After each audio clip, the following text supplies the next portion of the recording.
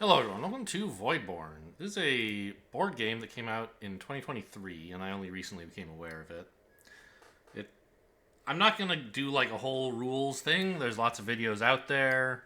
I'm just gonna play through a game and explain what's happening, which will involve mentioning many rules, but I'm not like this is not a tutorial. Um, I'm only a little bit familiar with this. I've played the tutorial and one cooperative game off camera.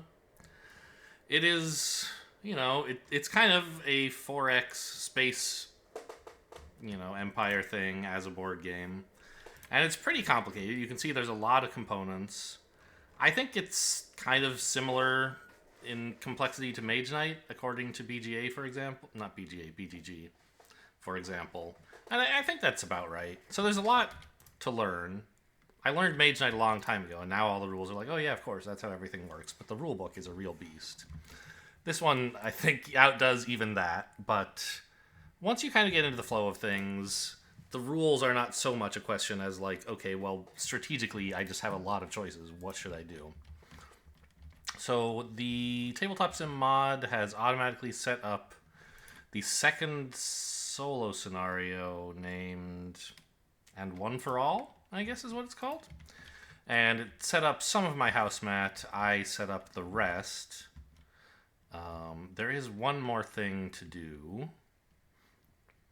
I'll be playing as House Thegwin, who, I don't know, you can read the text here if you want. Their big thing is they love farming. They love food, and all their farmers' guilds count as shipyards, so they can build ships without needing to build shipyards. So the one thing that I haven't done yet, because it's part of setup but also a choice, is I get to choose a might agenda. So I'm playing each house that you can play as in this, like, your houses in a what great houses, I guess, in a big space empire that's collapsing as the Voidborn corrupt and influence it from the inside out. So whatever, that's the theming.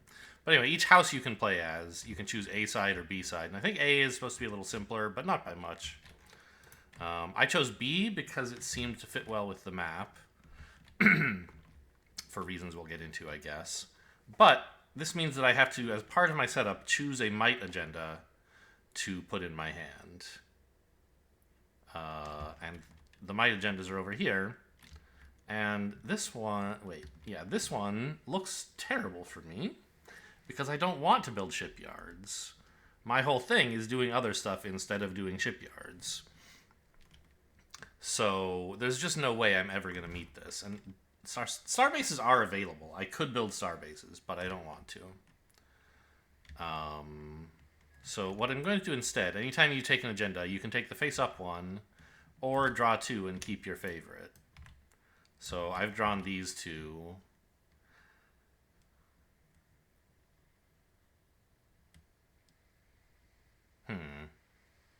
Well, this is certainly better. 3 or more sector defense. I don't mind building those. And then these are things you score points for. Having 3 or more sector defense / star bases combined is worth 5 points. And for each sector you have at least 2 fleet power in that is not corrupted. No. For each sector that you have at least 1 fleet in, and that is not corrupted, gain 2 points. Yeah. Whereas this one says, for having a lot of energy guilds, I don't want to do that. So I guess I'll take the safeguard policy, and this one technically goes to the bottom of the deck, but we're not going to get to the bottom of the deck, so I'll just leave it over here. Alright. So that's the strategy guide and special rules for my house. Strategy is very simple. It's like, build farmers guilds because they're your shipyards. Build bankers guilds because your starting tech rewards you for having bankers guilds. And the civilization track you should focus on is statecraft, which, sure, makes sense to me. I thought Thegwin seemed like it. Well, when I chose Thegwin, then it set up the map. I saw that the Fallen house that we can take over / form an alliance with is Belatan.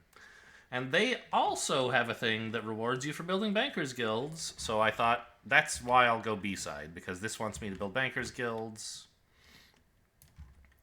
The tech you get for going B-side rewards Bankers Guilds. Peloton gives you a Bankers Guild, and one of their techs also rewards you for Bankers Guilds. So that's as far as my reasoning went.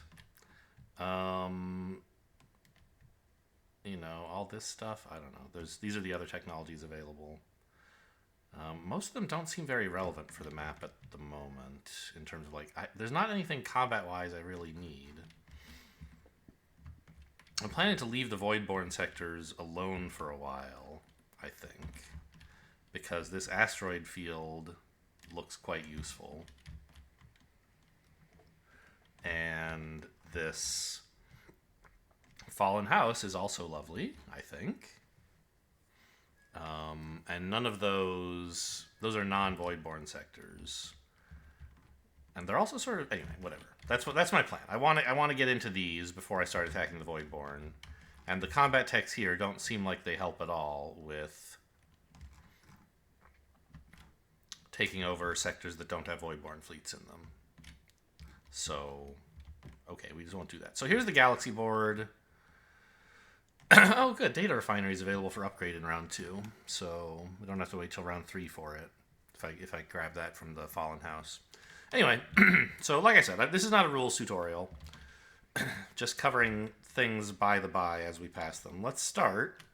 Actually, I guess, yeah. So the game is played in the course of 3 cycles. Each cycle is a fixed number of turns determined by the scenario. And each cycle we do a bunch of, like, reset, and then during the cycle we play some actions out. So cycle 1, we don't do any of the steps 0 to 3. We just start with step 4 here, which is to flip over the scenario card, which is the galactic event. So this was randomly chosen.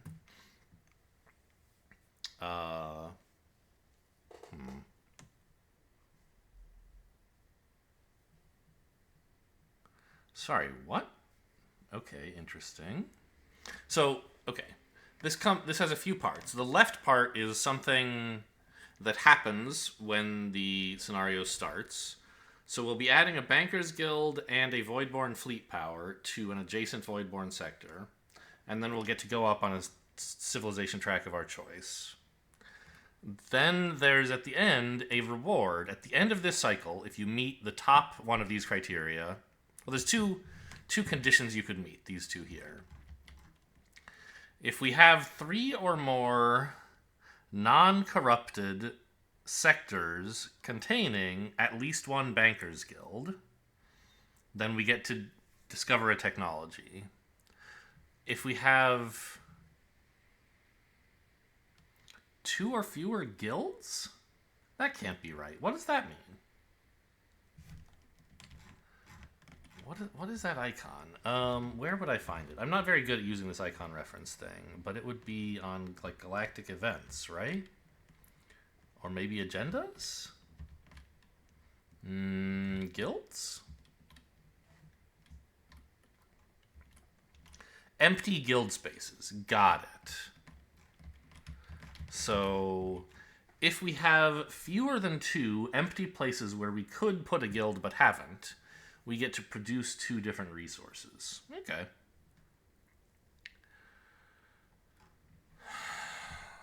Sure. Well, I already have 1 Bankers Guild because of my starting technology. And when we take over House Bellatar, they're going to place another one for us.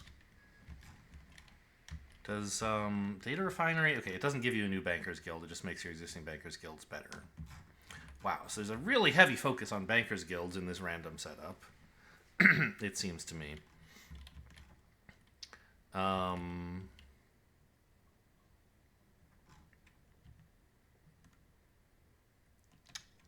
So, I have to follow the instructions on this thing. First, add a Bankers Guild and a Voidborn fleet power to an adjacent Voidborn sector. I only have 2 choices. This is a Voidborn sector because it has Voidborn in it, and so is this. Um,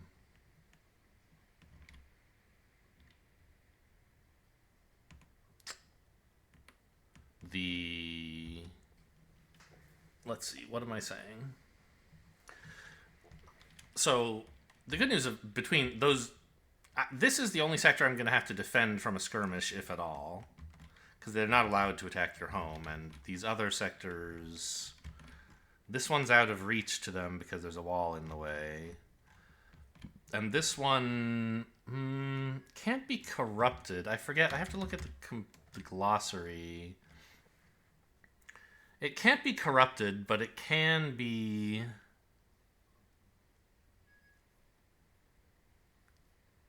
No, it can't be a target of a skirmish. Okay. Yes, correct. Found that in the rules. Or the glossary. So the only place they could really attack me is here. So it's nice that I only have to defend one place. But which of these two sectors am I planning to take over first? I don't know. If I put a Voidborn fleet power here... Actually, is that even allowed? What's the normal fleet power limit for Voidborn? It might be one fleet, actually.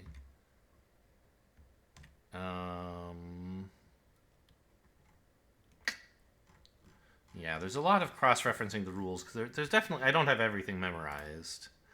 How would I find out the Voidborn fleet limit? Is that a thing? Oops, typing in the wrong dang field. Started typing Voidborn fleet limit into the page number selector. That's not going to get me anywhere. Okay, well, I don't know if it's legal to place one here. I know in these rifts, their fleet limit is 3. I suspect it's 2 everywhere. I guess I just need to refresh the rulebook. It's, like, paged out or something. I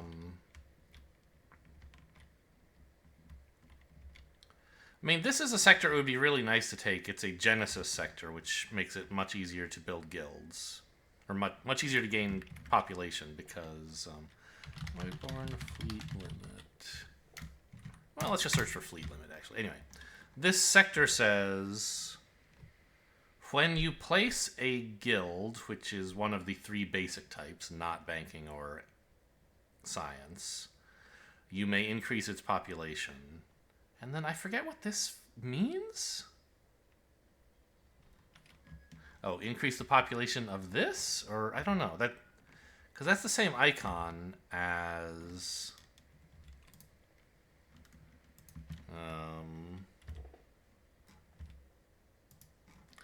for the Genesis sector. Okay, let me scroll down in the compendia, or the glossary, to where it mentions Genesis.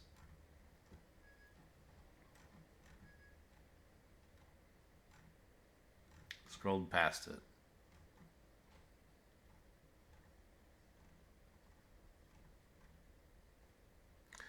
Genesis. Yeah, okay. I guess the fact that they use this Genesis thing is a little bit weird to me. I guess I would have used an equal here, because they have an icon for, like, in the same place, but okay, maybe this is clearer.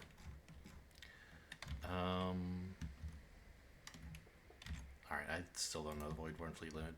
Adobe is, like, searching. How can searching a PDF be so slow? I don't know. So I would like to get this place, but it's harder than this. If I make them equally difficult... Oh, also, the Genesis place already wants me to build non-Bankers Guild, so it's maybe a bad place to put a Bankers Guild. So, I don't know. I guess I'll put it here, and I'll just maybe consider never attacking this place or something. So, we're following the Galactic event, which tells us place a Bankers Guild here. Oh, right, but we want to take over the Bankers Guild for the global event. Okay, so I guess that's another reason to put it here instead of here. Is that at least it's possible I could attack this, although I doubt it. And 1 extra Voidborn fleet power, which is over here. So these little standees are just... So the fleet power is like, this represents 1 unit of ships. And you place them in standees telling you what kind of ships they are. So this is just a Voidborn fleet. These are our corvettes, which are equivalent in power to Voidborn fleets. But we can have different kinds of...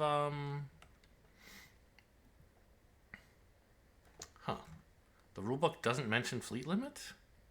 Am I misremembering that word? I don't know. Fine. Well, so I guess this is what tells me about my fleet limit. You can only have 2 or more fleets somewhere. Probably Voidborn are allowed to have a fleet limit of a fleet size of 2, right? Anyway, fine. So we've done that. It's now time for the focus phase, where we actually like make choices and do stuff. So each turn of this round, of this cycle, there are going to be 4 turns in the cycle. We're going to do all these steps. First of all, a crisis will occur. Oh, I'm playing on medium, by the way. Oh, no. Okay, so I played on easy in the co-op game off camera, and it was just an absolute romp.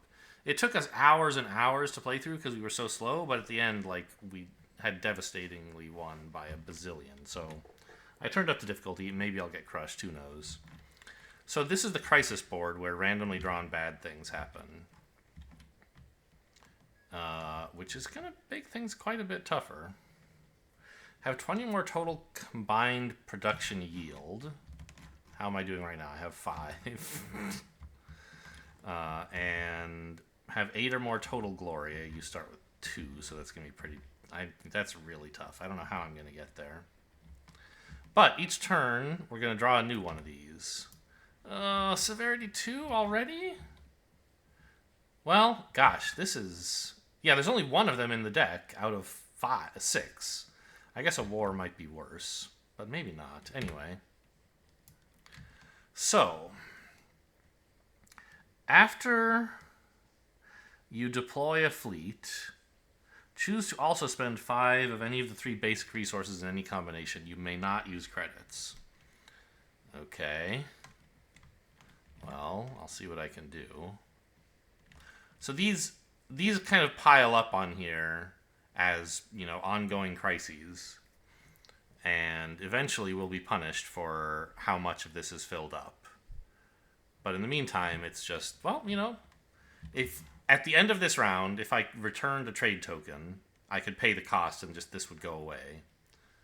But the better way, if possible, to deal with these is to do what they say on the card, right?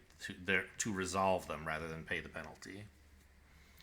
But I don't know, spending 5 materials or 5 basic resources, I feel like that's even worse than spending a trade token.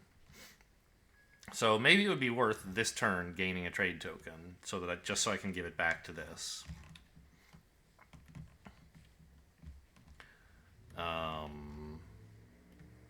Yeah, this is notably more difficult than the easy difficulty already.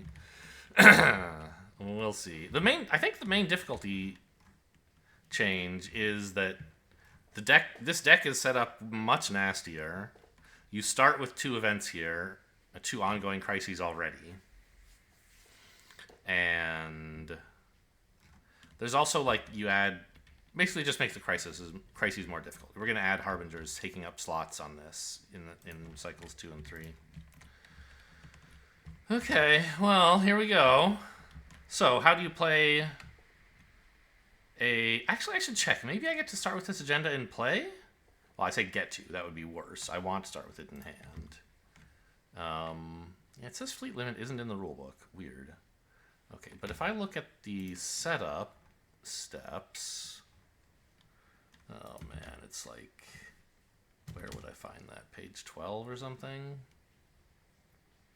How do you set up the house mat? I don't know. I'm just going to assume I start with it in hand.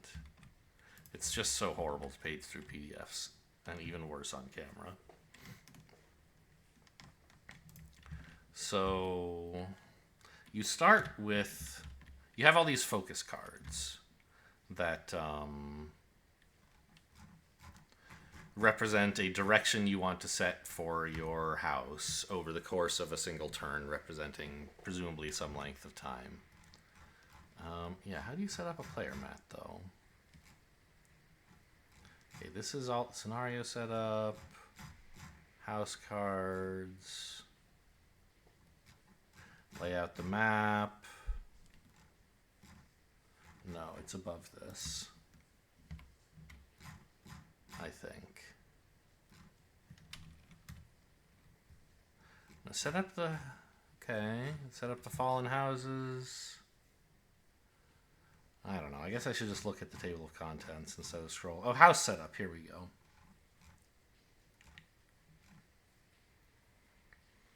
You place, okay, take... You will set your, use your origin card.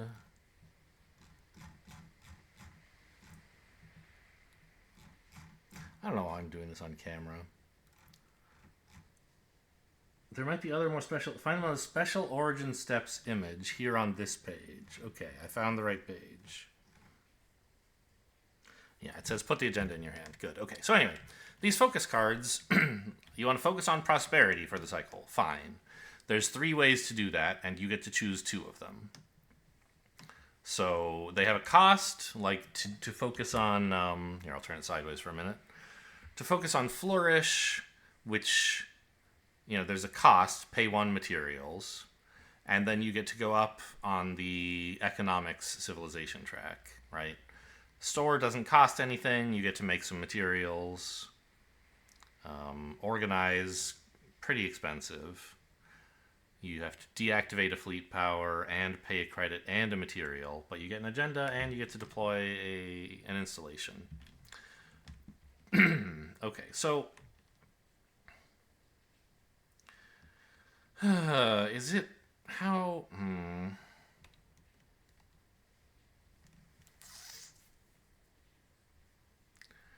Maybe politics?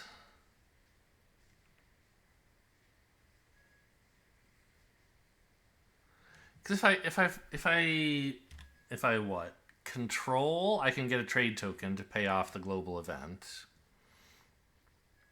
I'll also have permission to move a corruption, but I don't have any I want to move, really, so it would be wasted there.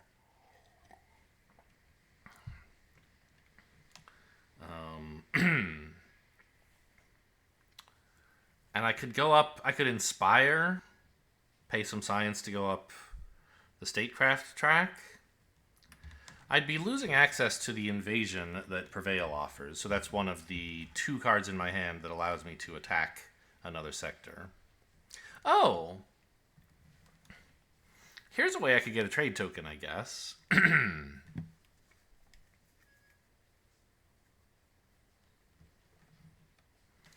Yeah, when you put an agenda into play, you get to take the action that's... It's kind of hard to show you because my cards are covering it. The action on the top right, which is you either get to advance on your lowest in the civilization track, in the case of a tie you choose, or you gain a trade token.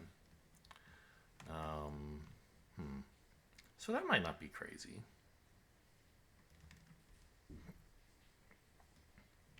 I'd like to save production for later if I can. This card, you don't play an agenda when you play one of the focuses matching it. So this one is what? Progress and... What is that? Prosperity?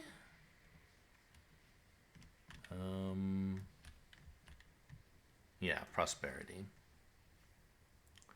So if you played prosperity, we could get a trade token, I guess.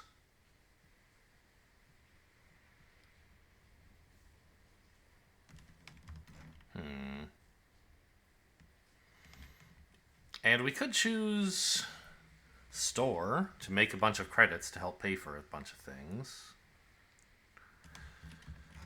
Going up on economics would also give me a trade token, so I would have multiple.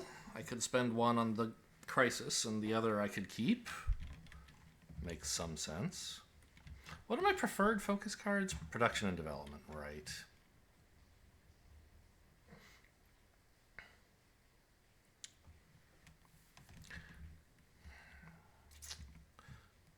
Well, development seems pretty good, right?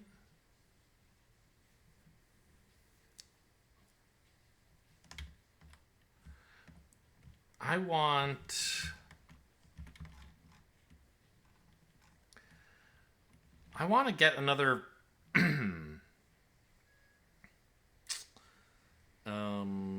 I need some more fleet power so I can start invading something.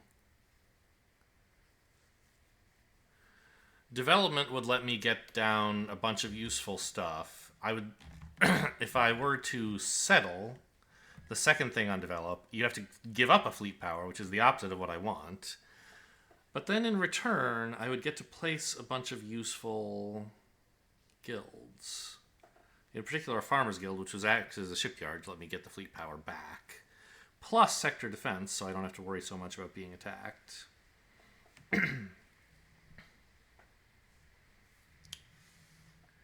And...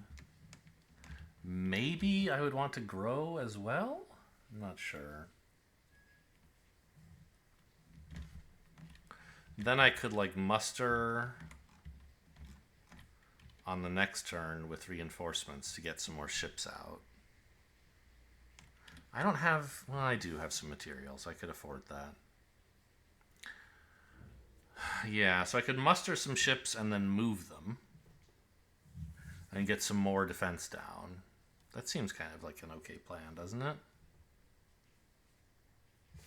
Yeah. I think that plan's okay.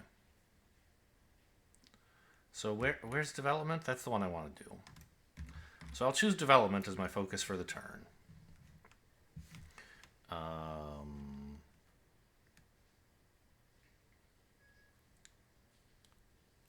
I'm still not sure if I'm supposed to grow. Maybe.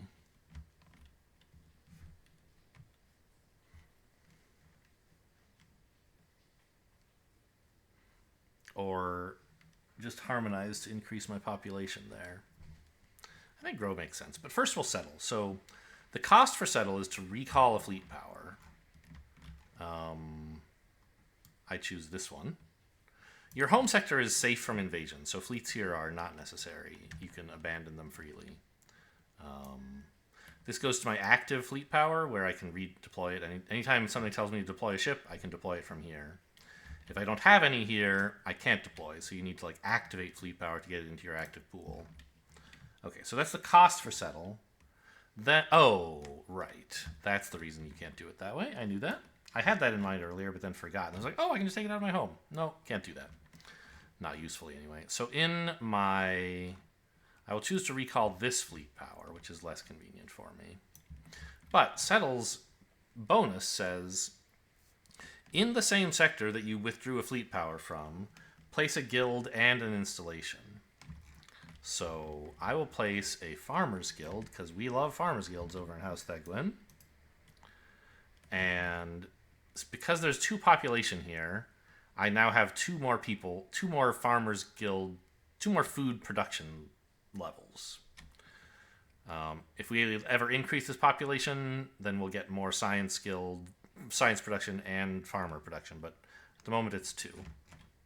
So increase this by 2. That also increased my food yield by 2, but that's not a guarantee.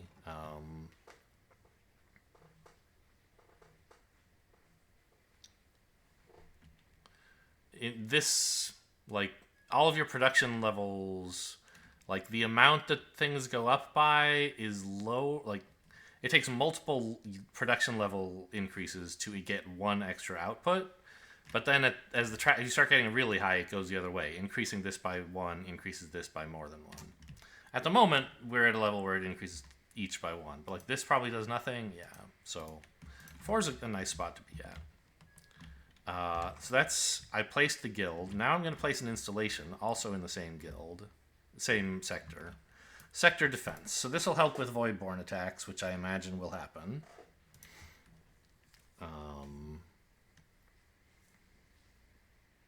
Good. Now... I mean, it wouldn't be crazy to put down another guild, right? Like a banker's guild? If I were to grow... Or I could pay the science to harmonize, and these would go up. I mean, we kind of want to have 3 bankers guilds by the end of the round, right? I think, for this. either way, I mean, both of these are telling us, boy, you better. Oh, I forgot to go up on a civilization track. I was so focused on others. I get to go up a civilization track now. So, this is the obvious choice. This one gives me a trade token, which would help with the current crisis.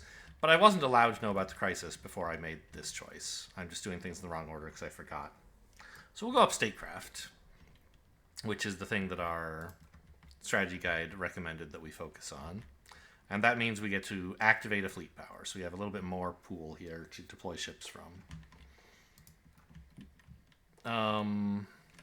Yeah, now I'm left with the choice. Both of these things are telling us you should really, try to place some guilds. So I'll place another guild here with Grow, I guess. Taking up the last guild slot in a sector means you have to pay upkeep for it, but that's okay. We're great at making food. So I'll make a Bankers Guild, because we love Bankers Guilds too, for multiple reasons. Ah, my down key is stuck. Knock it off. Okay, go back up there. It's not my keyboard. It's like the operating system. I don't know. Tabletop Sim doesn't detect the key up event for a while sometimes. Anyway, so we now increase our Baker's Guild production by 2, and I assume this won't go up by much, right? Yeah, it went up by 1 with 2 steps. Still, that's something. But in order to grow, I had to pay a material, right? Don't forget that. And I'm not allowed to harmonize because I've already taken all the actions that I'm entitled to. You only get 2 for each focus card. All right. I mean, is it possible I should just build a shipyard here instead of a sector defense? It seems like overkill, because I already have 2 quasi-shipyards in my farmers' guilds. But it sure would be nice to muster up 3 additional fleets.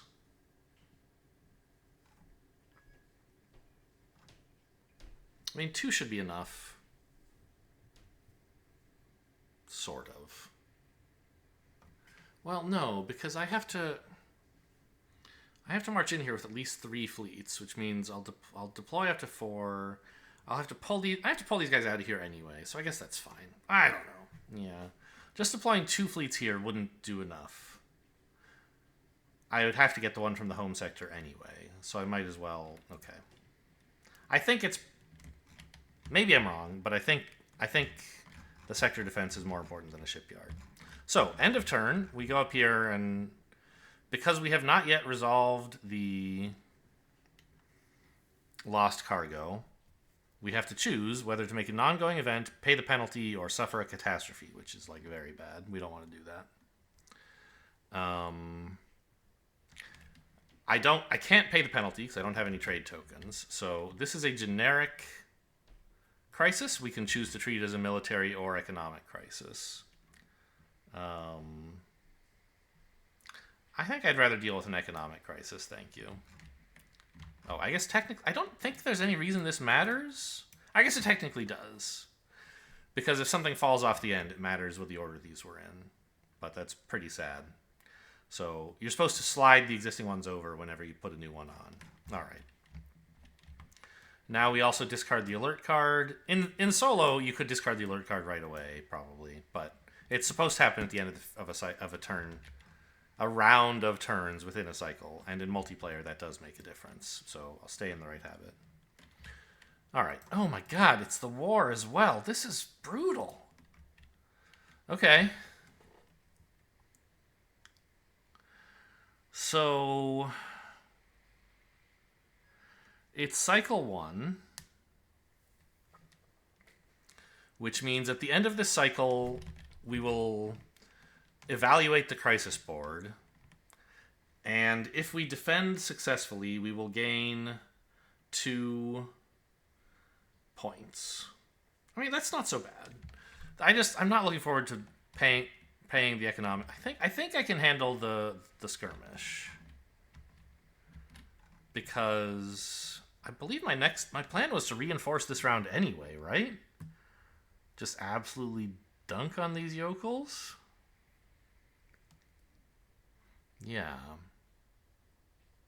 Okay, so I can handle that. I have to pay a slight penalty.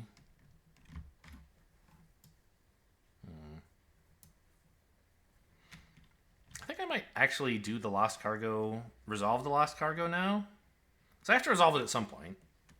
Yeah, okay, fair enough. So let's do that reinforcement I said I was doing. Which says, I'm going to choose the bottom two actions here. First I'm going to muster. Pay 2 materials, my last 2, to deploy a ship at each of your shipyards. Well, up to 1 ship for each of your shipyards.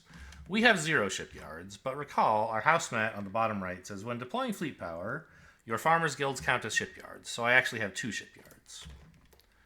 I may therefore deploy up to 1 fleet at each of my 2 sectors.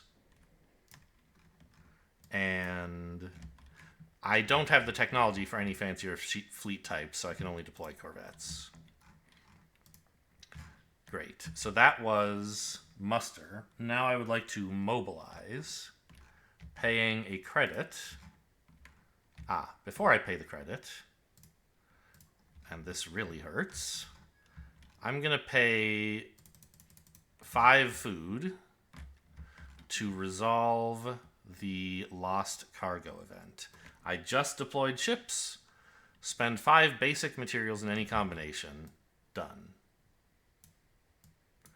Which is immediately helpful because there's a crisis coming right now, or a war. So it saves me a science to do this. I'll have to pay only this, not this. Ooh. Am I allowed to spend credits for this? I am, right? I think so. Jeez, this is killer. I'm so broke. I might have to produce before I attack them. That would be sad. I hope not. Anyway. That was our muster. I already paid... No. I was going to pay, but then I took it back, right? I started with 3. Yeah. I pay a credit then to mobilize. Move up to 5 fleet power. I choose this. You can't move into enemy territory except by using invades. So this is move between your own sectors. Normally, when you withdraw your last fleet from a sector, there's nothing left indicating that you have control of it. And so you don't control it anymore. Your home sector is special. You always own it. You don't need to keep a fleet there. And then the second part of mobilize is to put down a sector defense somewhere.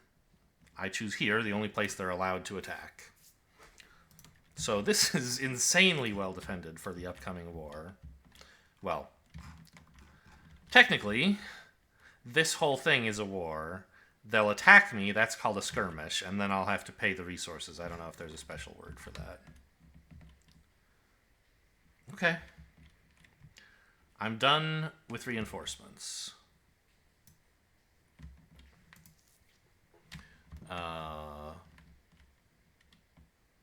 It must be the end of my turn, so I look up here. There's a war, so we have to resolve the crisis board. The enemy will attack me. They will skirmish. That's what the top row says they should do. And the leftmost unrevealed slot indicates how powerfully they will attack you. So this is a skirmish with 1 extra strength. Extra strength, you say. What is the base strength of a skirmish? It is the amount of corruption that you have on your player mat. You start with 1 here, and that's all I have. So they'll be attacking me with strength 1 base, plus 1 because there's a current military crisis. So, or an ongoing military crisis. So they will attack with strength 2. The way the Voidborn attack is they consider first each sector that you own that is adjacent to one of theirs that they're allowed to attack. Right now that's only this one. They can't attack my home. Then, for all of those sectors, they find the one where they can get the most beneficial combat. Combat is deterministic, so it's clear which one is most beneficial. You just have to work it out. Clearly, that's their only choice. Then they muster up 2 or some number of fleets. In this case, 2. I usually don't, playing by myself off camera, I wouldn't bother getting out the tokens here. But they move in, and combat begins. The combat here is very easy to resolve, but let's walk through how combat works in general. It's at once simple and insanely fiddly and detailed, but it's really actually quite simple. So there's this board here which describes how all the steps of combat behave. In cardboard, this is not one big blob. You only put in the pieces that are relevant for technologies that you have in the game. This is what the rulebook leads me to believe. But every combat, there's an approach step where you may have some way to deal damage before the main combat begins. And then salvo steps happen over and over until somebody or both players are dead. The only part that's relevant to the combat here is during approach, each sector defense that the defender owns, well, if there is a sector, so we do the sector defense step at first, I guess. The defender, that's blue, deals 1 approach damage per sector defense they have. So each damage destroys 1 fleet power. That's how damage works. And here, I have 2 sector defense. Get out of here, you clowns. They're dead. So skirmish handled, no problem there. Then I must pay the resources for this. This is not optional. If you can't pay, it's expensive, but you aren't allowed to choose not to pay. So I'll pay an energy, and I don't have any materials, so I'll pay a credit. Credits are wild cards to spend for the top 3. They don't perfectly cover everything because upkeep of food can't be paid by wild cards. But for other purposes of spending a resource, you can use credits. If it says spend, right? There was this event that says you may not use credits because normally you'd be allowed to. Okay, so we survived the war. Let's put that back into the war pile. No. The discard, I think. Okay. And time for a new turn. Alert level 1, thank goodness. I mean, it had to be, right? We drew the 2 in the war right away. All that's left is... so what is... I see. Okay. So our level 1 crisis, hopefully a little bit less troubling. I'm about to do that anyway. Great. Invade a sector with 1 or more sector defense to resolve this, without fear. Yeah, that's what I want to do right now.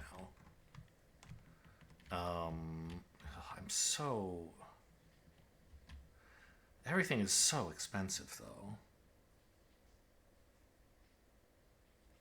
Can I actually afford a conquest right now?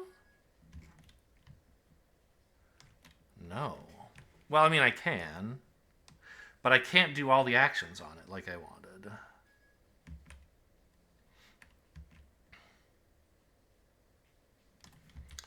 Is politics any better?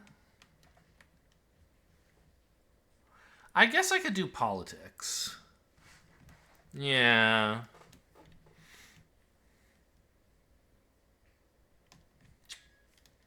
That's too bad, because I really would like to get some more fleet power deployed, but 3 materials is just outrageous. I can't afford that.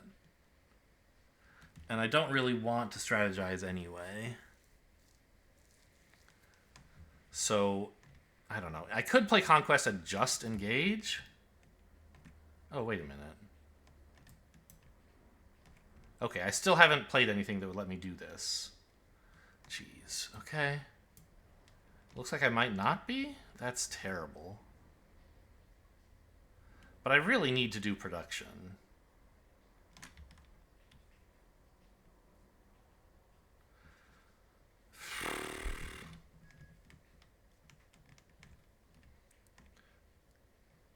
And I can't really afford progress or prosperity, I don't think.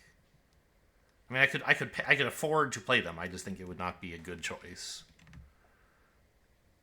Okay. Politics it is, I suppose.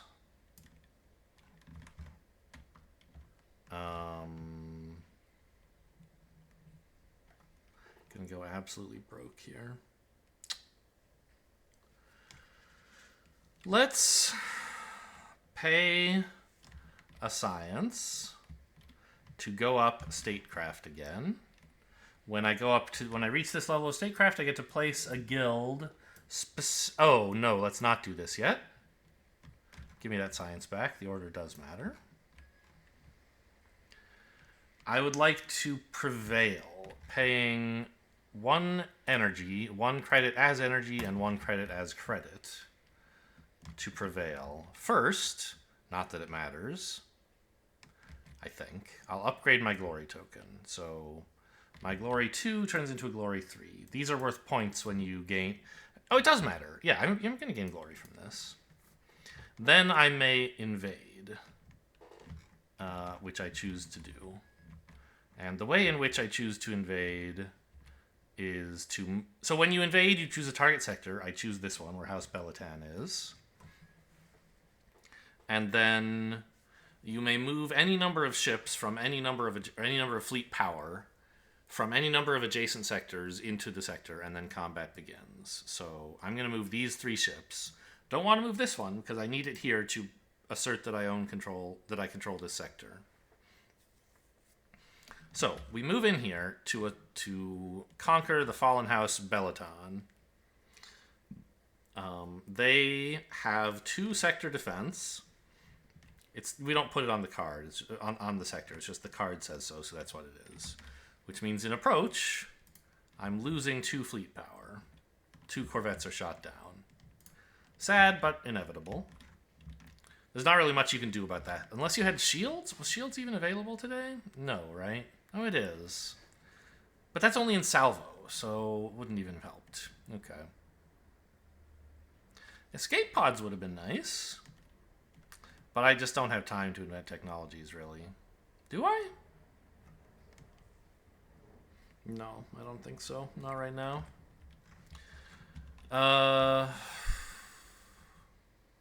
Anyway, so we have survived the approach step, and that's all it takes to conquer a fallen house. They have no fleet power. We got in past their defenses, and they meekly agree to join us.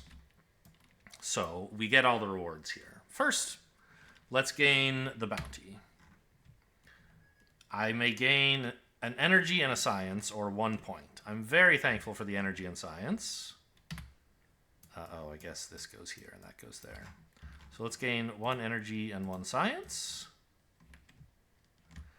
I'll gain glory next. So when you gain a glory token, you score the total of your glory points. So that's 4 points. Then, for conquering a fallen house, we gain control of this sector, which has 2 population. They're corrupted, so slightly less useful, but still nice. And you also gain the benefit listed here. So you immediately place a banker's guild in this sector.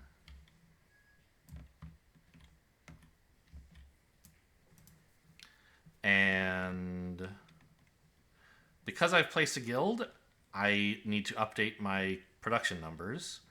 There's 2 population here, so I increase my credits production by 2. God, that stuff is slow. Okay.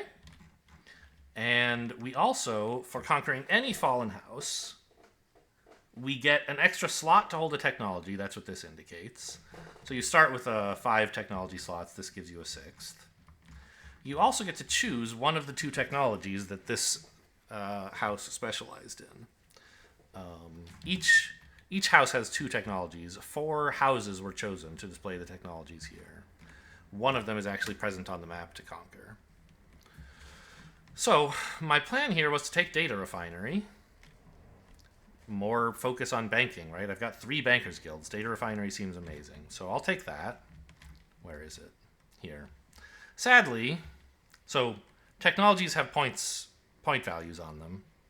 So some of them have, there's 2 copies of each technology card. The first one taken from the supply is worth 4 points, and then if you follow up with a technology somebody else already has, you don't get the points for it. In a solo game, 3 of the technologies randomly chosen had their points giving version removed before the game started, to kind of simulate another player beating me to it. So, I mean, you know, data refinery and targeting both don't have any points on them. So even if I cared a lot about points, I'd have not much choice here. I'm not getting points for conquering this. But I get data refinery, which seems great. So when you gain a technology, there's an immediate effect you get at the bottom. Gain 2 credits and 2 science. Then we just use the ongoing effect for the rest of the game. Oh, I guess this should be slid in a little. There we go. It doesn't line up properly. So each of our Bankers Guilds also adds 2 levels of science production, no matter what the population is. So we have 3 Bankers Guilds, which means we should add 6 levels to our science production for this. That's nice.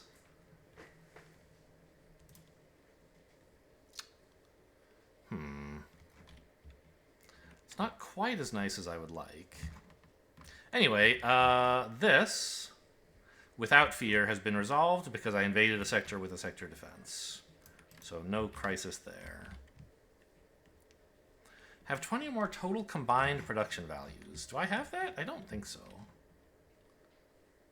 Production yield. 8, 12, 13. So no.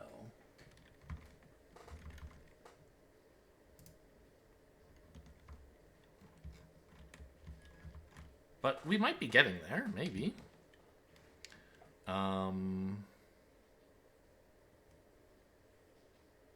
Yeah, I'm done with my politicking, I guess.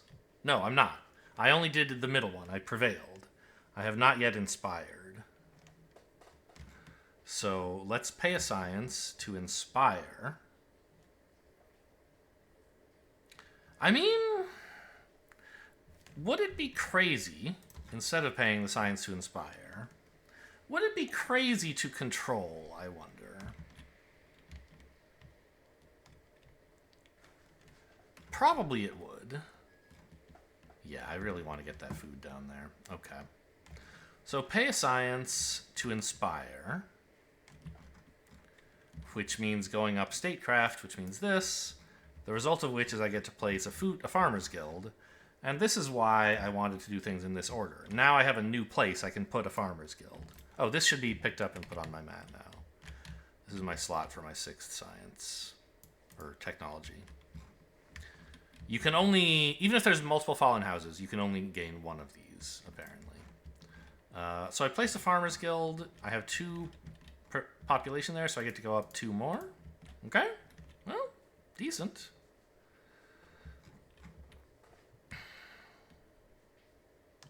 All right, I'm done politicking. The current event is already resolved, so we don't need to do anything with it.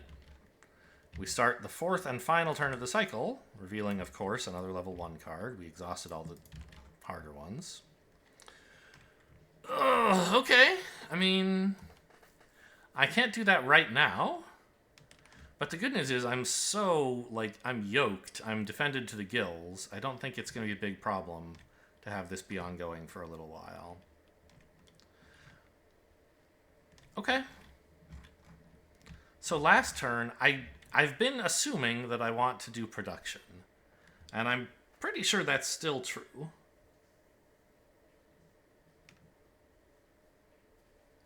Yeah. Oh, I can actually get a technology, can't I?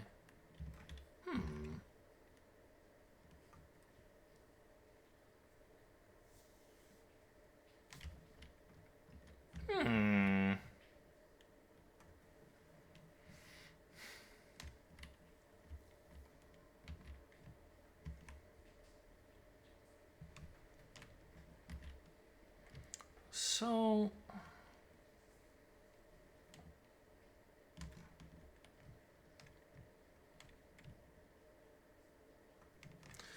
Wow. Okay. This might actually be pretty cool. So it would be nice to get some kind of combat-focused technology.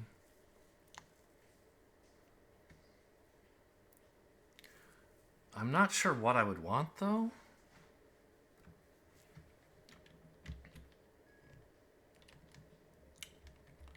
Maybe, I don't know. But the thing is, though, I think it's actually better not to do that. I have a little trick I can do here. You aren't allowed to take advanced technologies until one of your civilization tracks passes this bar, moving you from tier 0 to tier 1.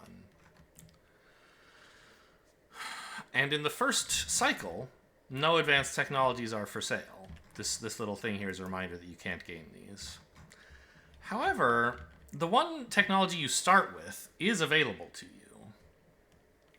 And I can give myself an absolute truckload of credits, which would deal with a lot of problems, I think, if I upgrade this. So here's my plan. I think I play production. I don't know, maybe this is crazy, but I don't think it is. And I'm going to choose first, this, as you can see from the marker on the bottom right of this card, this is a special production card focused on House Thegwin. Normally, the normal production card,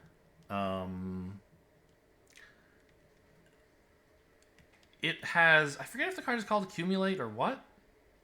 Let's actually go look at a normal deck.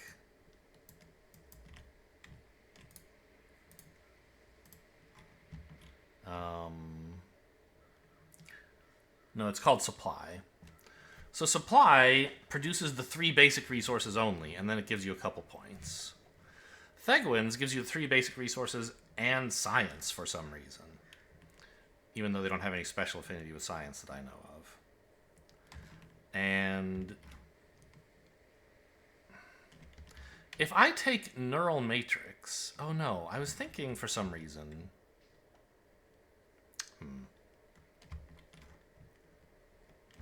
Ah, yes. The point is, if I take Advanced Neural Matrix, then every time I'm resolving production, I can also make credits. And I'm in the middle of production now, so I'll get to make credits if I take this technology. So it's a little bit awkward, but I want to take production... Sorry, I want to take Ascend, the middle action, before I take Accumulate, the bottom one. I have no food and no materials right now, so I have to pay 2 credits, but that's okay. I'm all right with that. I need to go up Statecraft to tier 2. I think this has been mentioned before, but this red slash means choose one. If there's a green like and or, it means do either or both. So I'm not going to get to remove any corruption, but I'm going up Statecraft. The reward for doing this is to take a technology, basic or advanced.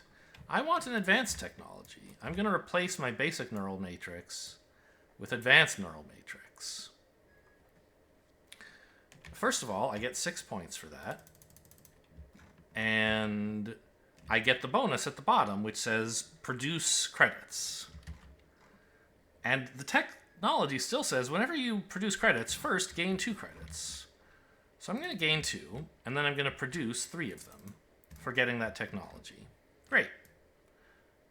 But now, because I'm in the middle of a production focus, I'm going to produce...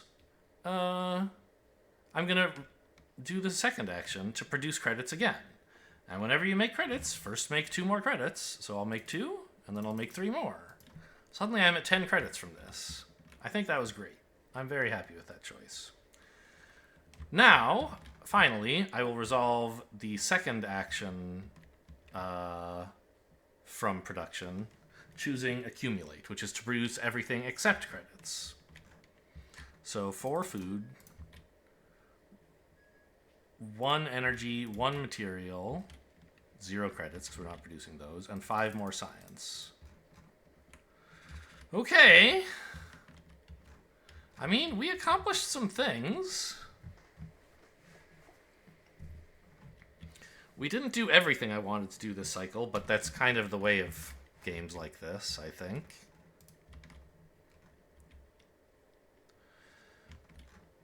We accomplished a lot. So I'm done with my focus phase. Well, no, I'm done with my turn. And now I have to go deal with this crisis because I did not resolve it. I could...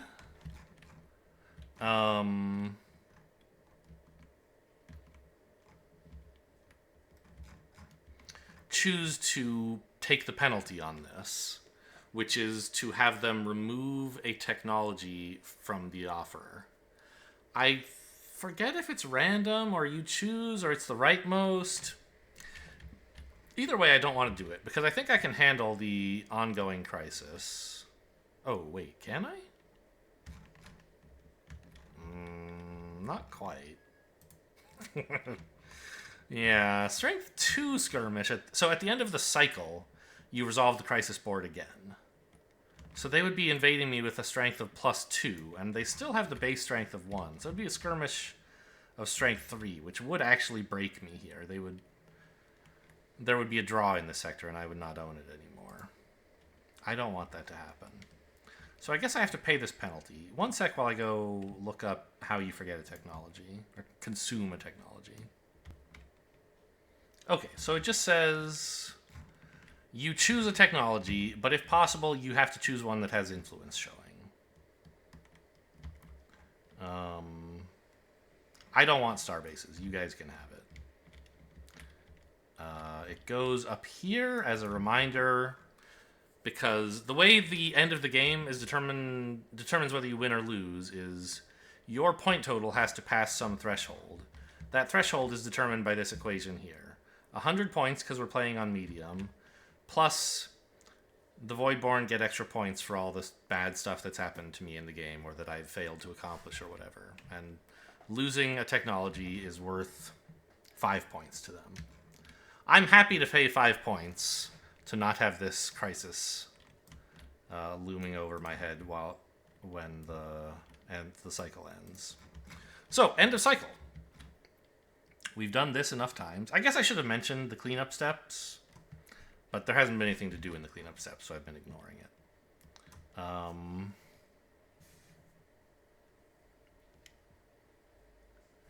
Okay, we start with step 0, which is to... No, sorry.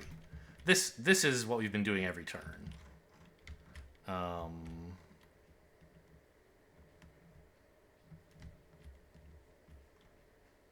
We resolve the skirmish board, which is the same thing that happens when there's a war. So they're going to first skirmish against me. Strength increased by 1 with a base of 1. So they will skirmish with strength 2.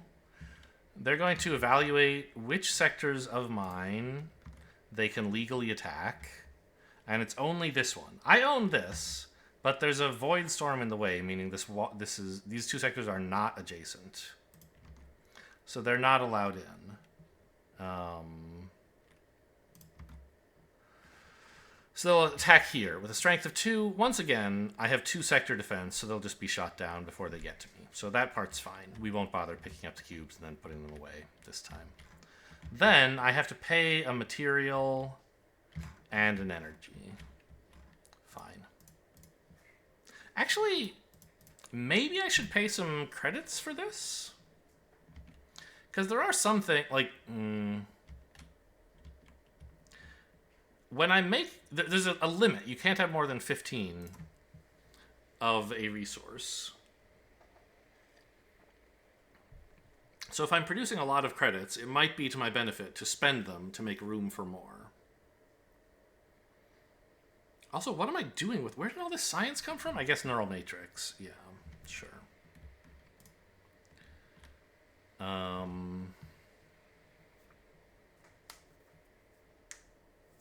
Well, I'm never going to need to build science guilds. That's nice.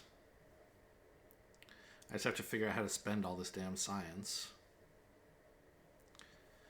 Probably I should start taking technologies, I guess. Anyway, I think I'll spend like 1 credit and 1 energy. That way I have room... I don't know.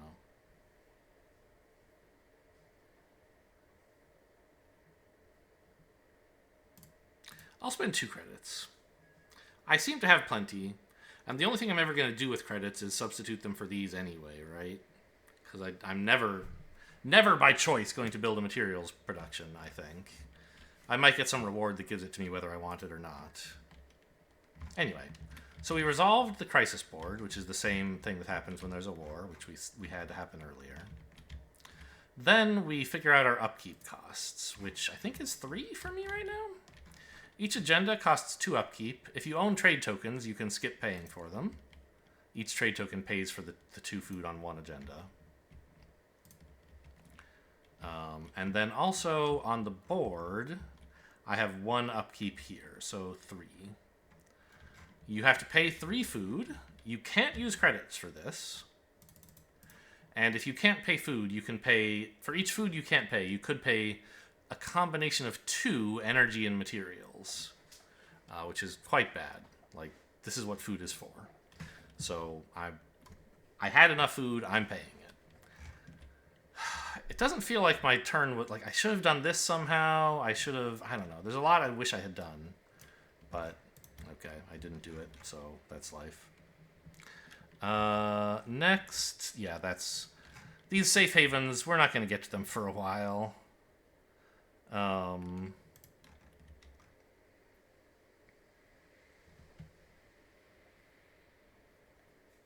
Well, maybe. But anyway, these are... You have to do some fairly difficult things to like, claim these. And when you do, you get a nice reward. And if you don't, the Voidborn gets some points. But, like, I'm not that close to doing any of this, except maybe I could overproduce 2 things in 1 cycle because my science and credits are both so crazy. Or 1 turn. And my production focus does allow me to produce both science through the card and credits through Neural Matrix. So maybe I could overproduce both of them. I don't know. Anyway, one other way to gain these, which is what made me mention it now, is this, which says, for each sector you have that is not corrupted, that has the maximum of 6 population, that is, it's impossible to have more than 6, so if you have all 6, you get this, and also has 3 guilds, you get to put a point on a safe haven. We clearly don't have that. Okay. Civilization Reborn. So I believe, can't take the bottom of these because we have more... Oh, no, we could take either. We have only 2 spaces. We could have put a guild but didn't. Okay, so we have our choice here. We could produce 2 resources. I don't think that's that great an idea. Or we could take a technology. That might be nice. I'm a little bit low on them, yeah?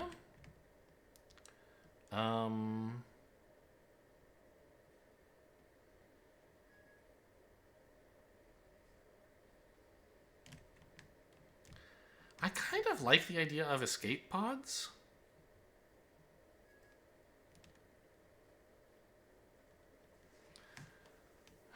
Just so we don't have to build quite so many ships. But we do have 3 shipyards. Like, it's not the end of the world to lose some fleet power.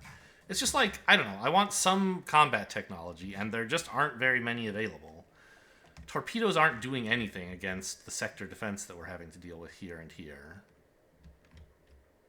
And then here, and then here.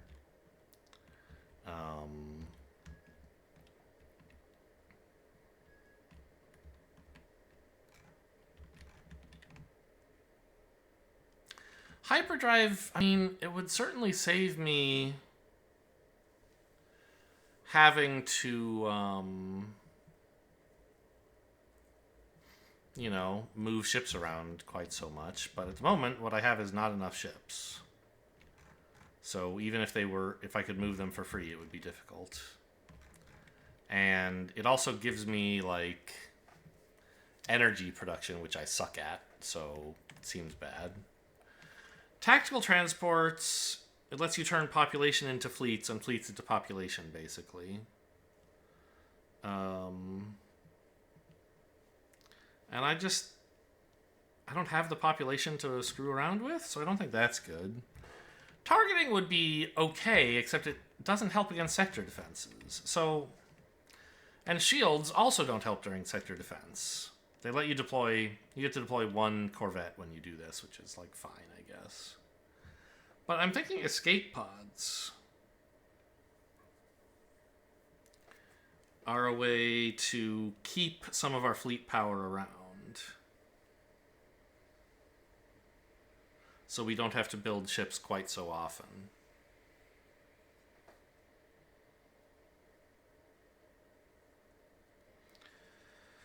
And a trade token wouldn't be nothing. Yeah, I think I'll take escape pods. So we immediately get 4 points. And we get to activate a fleet power. And we get a trade token. Our first. So you take the lowest available trade token and gain the benefit to the right of it or any benefit below that. Here I would rather have the reclaim bonus than 1 science. So I'll take this trade token. Technically it like kind of goes into my hands. You don't have to put it anywhere until your cleanup step, and I'm gaining outside of my own turn. But I'll just put it here, which is where I plan to put it later, so my agenda currently has no upkeep. And I get a reclaim token from the bag. No, a bounty token. 1 food and 1 materials. Well, that's welcome. Or I could have chosen a point, but obviously I don't want to do that.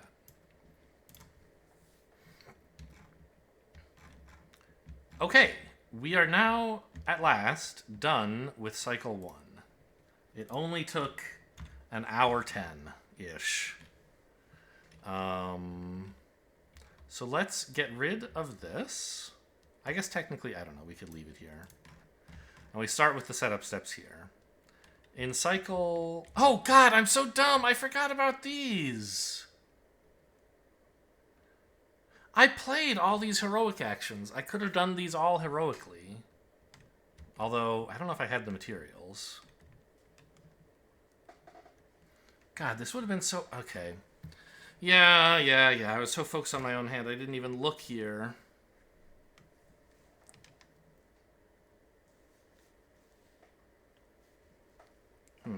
Well... Actually, maybe these weren't so good. I just didn't have the spare money for any of this stuff. And the benefits that I would have gotten from heroic politics are actually not so clear. I don't know. I mean...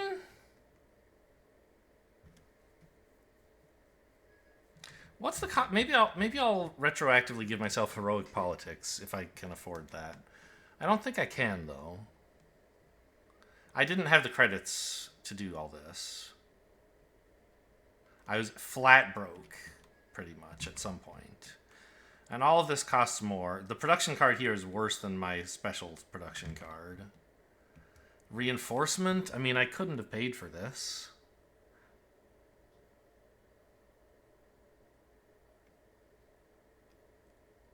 Maybe I could have paid the science cost to move ships? That would have been pretty good, actually. But then I couldn't have paid the muster, because I couldn't choose to just do heroic accelerate, but do a normal muster. Yeah, I don't know. I mean, clearly I should have looked, but I almost feel like I couldn't have quite done any of this stuff. Okay, this cycle I really should look. This is how bad a player I am. I don't even know what's available. Okay, so do all these. What do you mean X war? Oh, return to their decks all of the alerts that were drawn, discard the war that was drawn. Sure, that's what I've done already. Then set up the new alert deck, right? Yeah. Why is it asking me if I lost?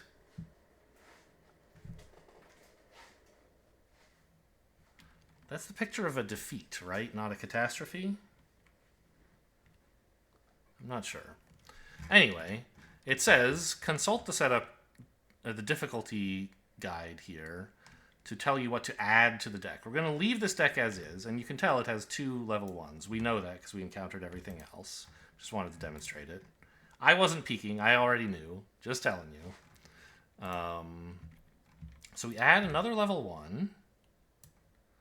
3 level 2s. a level 3, and a war. Then we shuffle the deck up, and that's the deck for the next cycle.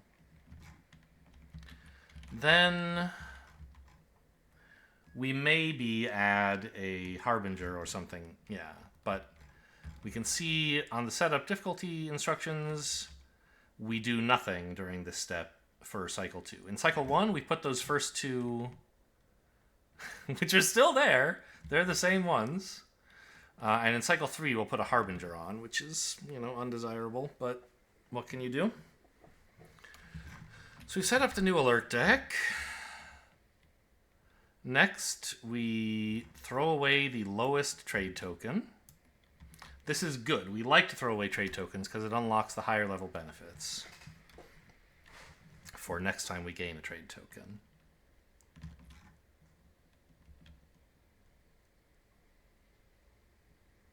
Oh, don't include this or 1 or 3 player games. Sure, okay.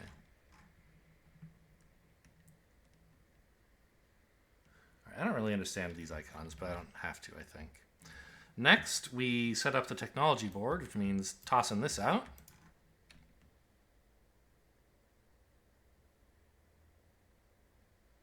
Wait. Oh, no, I was confused. I was thinking briefly that I had made a mistake by taking the advanced version of the technology that I got from House Belatan. But that's Data Refinery. Neural Matrix is the one I took the advanced of, and that's the one I started with. So that was allowed. Okay. Although I am sort of like, I don't know. Do I have too much science? No. I don't know. This makes sense. I'll just find a way to spend science, hopefully. So now these technologies are available for purchase.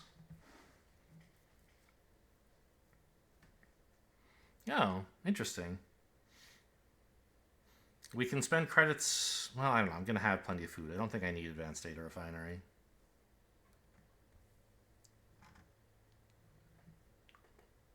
Wow. Place a guild and an installation and produce anything. It's pretty strong.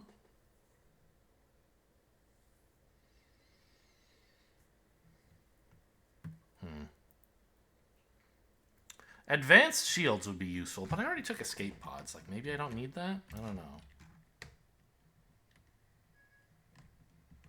Don't forget, I can have 1 extra trade token. All right. So we pick up our discard pile, which includes 1 card we haven't seen yet because it started out in the discard, Innovation. For whatever reason, you don't get that in cycle 1. Maybe because it produces science and credits, which you usually don't have much of? I don't know.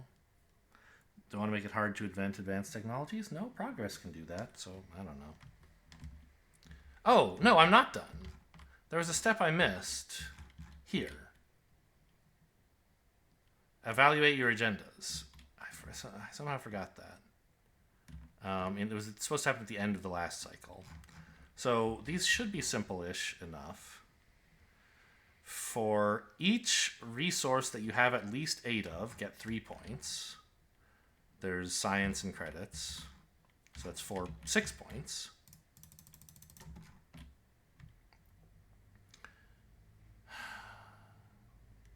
For each tier of your statecraft, as long as it's not corrupted, gain 3 points. That's 1, because I'm not at 0, I'm at 1. So 3 points again. For each non-corrupted Bankers Guild and each non-corrupted Science Guild, gain a point. I think that's 3? This one's corrupted, so it doesn't count. Here I have both, so that's 2 points. And here I have credits, that's 1, so 3. I feel like 12 points for your agenda in round 1 is pretty good. But it would have been nice to have played some more agendas. At least one. The one I started with. I feel really bad I didn't get this down somehow.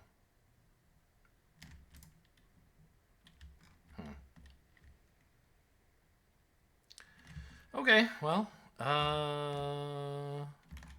back to setting up the next cycle. We just did this. Turn order doesn't matter because it's solo. So we draw a new, the tier 2 galactic event. There's a deck of these because you're allowed to, like, there's an action you would rarely take that allows you to peek at the top 2 and choose which one stays on top.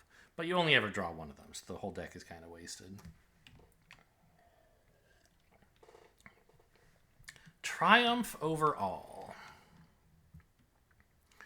First, we either gain a technology, a basic technology, or deploy, activate a fleet power and gain a trade token. I think I want a technology.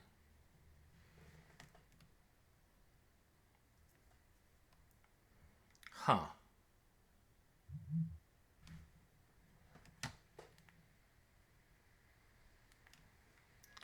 And whenever you gain glory, upgrade that glory token. And you get points if you have a 5... If you get to produce... Wait, what do you mean? Produce not equal?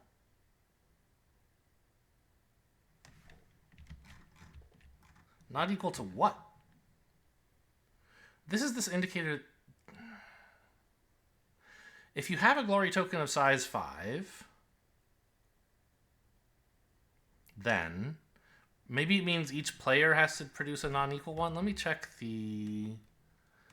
Sorry, the glossary. Where is that? Here it is. And what's this one called? Triumph over all?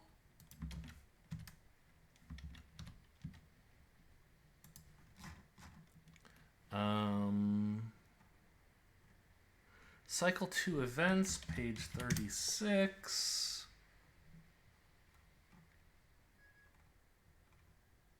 Triumph overall.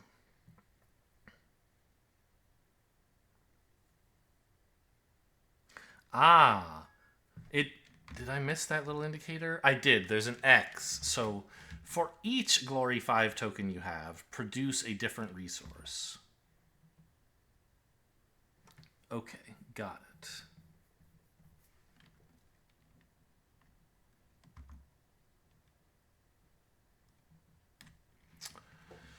Or we could say if we have at least 10 upkeep, we get 10 points or go up statecraft. I mean, that seems hard. Both of these seem hard. There is a 4 glory token over here, which if we gained it, we could then upgrade it.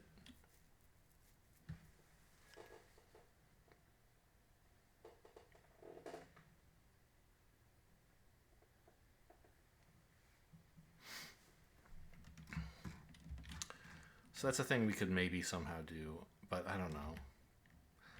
10 upkeep would be tough, I think. I would need a lot of agendas. I don't think I can get that. This is still going to be hard, but maybe I can do it. If I invaded the survivor colony, which is not that hard.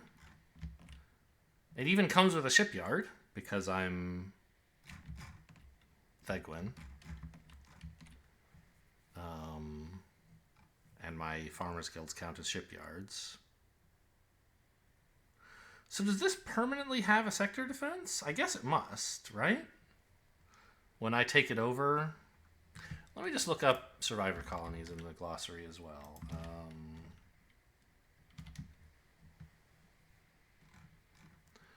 Okay, it's page 48 for sectors.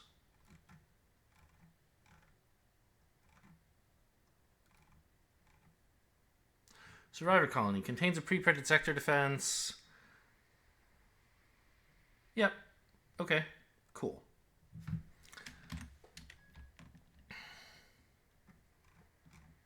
All right. I mean, maybe we could get up here. It sure would be nice.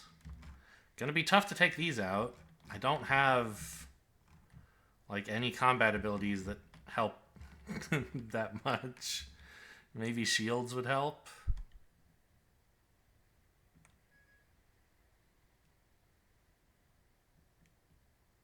So would torpedoes. I mean, they're basically the same, I guess.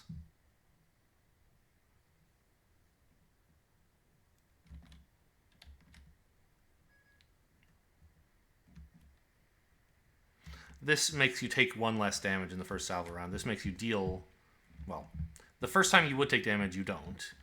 This makes you deal 1 extra damage the first time you deal damage, which I think... I guess this is just a worse version, because... This lets you, like,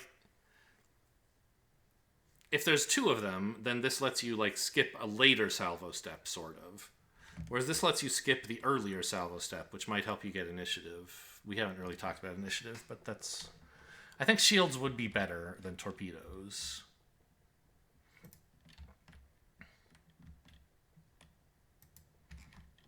And maybe those would help me. Alright. So. No, don't go that far. Come back.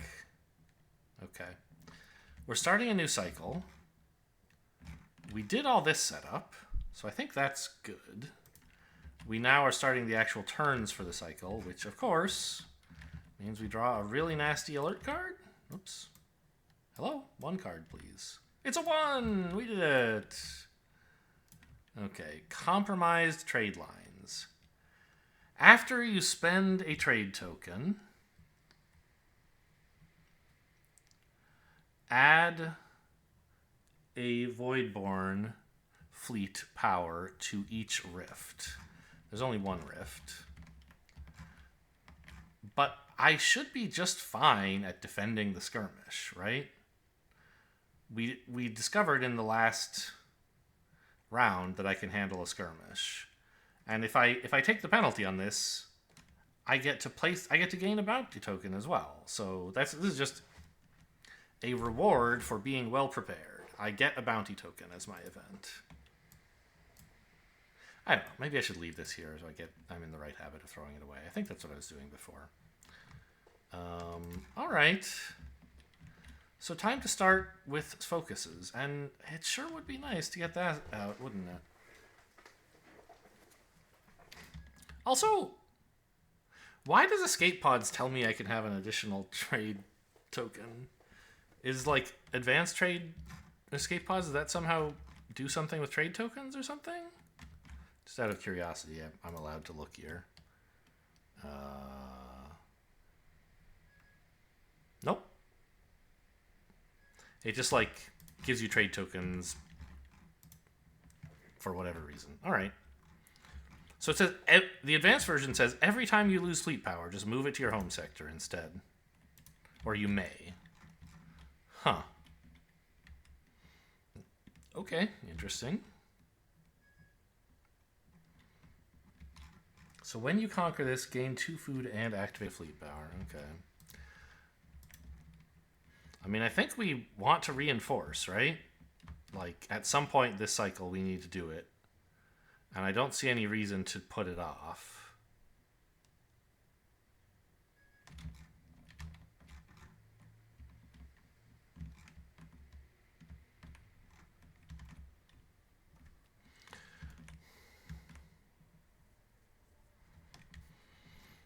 Is there a reason? Maybe reinforcement.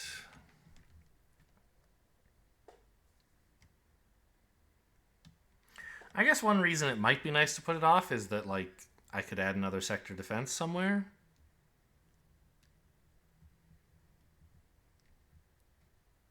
But where? There's nowhere to put it. I could put a 3rd here. I guess that's not crazy. Pay a food to be even safer from skirmishes. The problem is this... Oh, no, they're not allowed to attack... They can't... I think this means it can't be invaded, right? Or can't be skirmished? Survivor's Colony? I have that open, right? Yeah, it can't be the target of a skirmish. So this is safe. This is the only sector I have to defend. And 1 more sector defense there would be welcome. Right? So what if reinforcing, I want to muster and mobilize?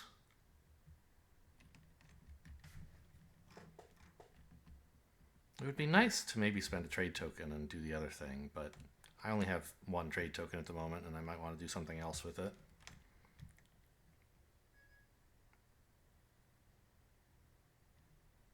I'm gonna...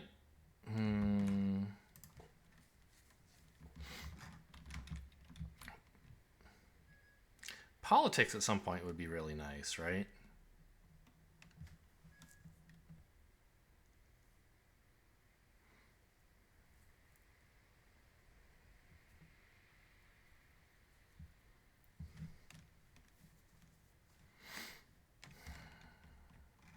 Yeah, because doesn't... No, this says have 8 or more. There was one that was like invade while you have 5 glory, but I threw that away to lose a...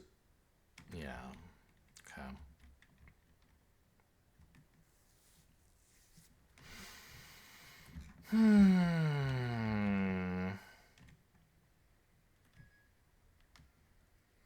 I'd like to take heroic progress today, probably. That can move ships, huh?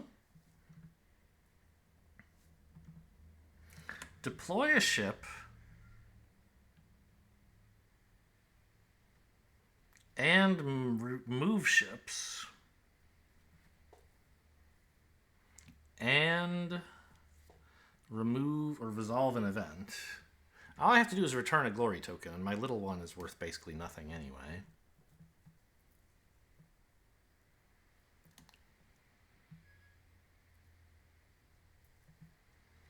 Yeah. Maybe heroic progress makes sense.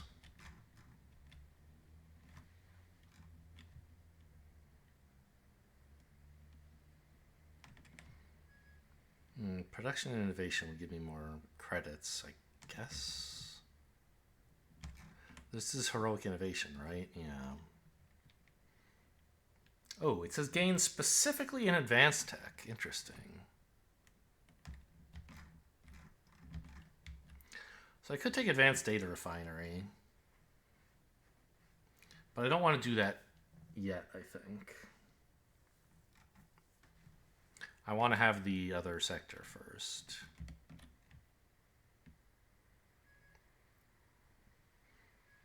Heroic prosperity is very lovely, I'm sure. I could remove a science guild to revolt.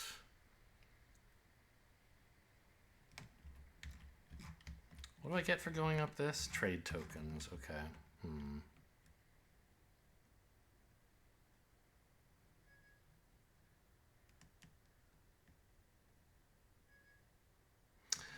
Well, I think reinforcing now is as good as it's ever really going to get, and I definitely need to do it at some point.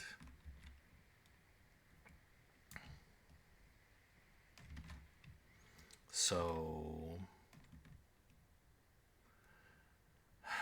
we definitely need to muster, paying 2 materials, to produce fleets at each of my 3 shipyards. Of course, I have no shipyards, but my farmers' guilds are shipyards. So give me another Corvette fleet marker to go at home. And then 1, 2, 3 of these.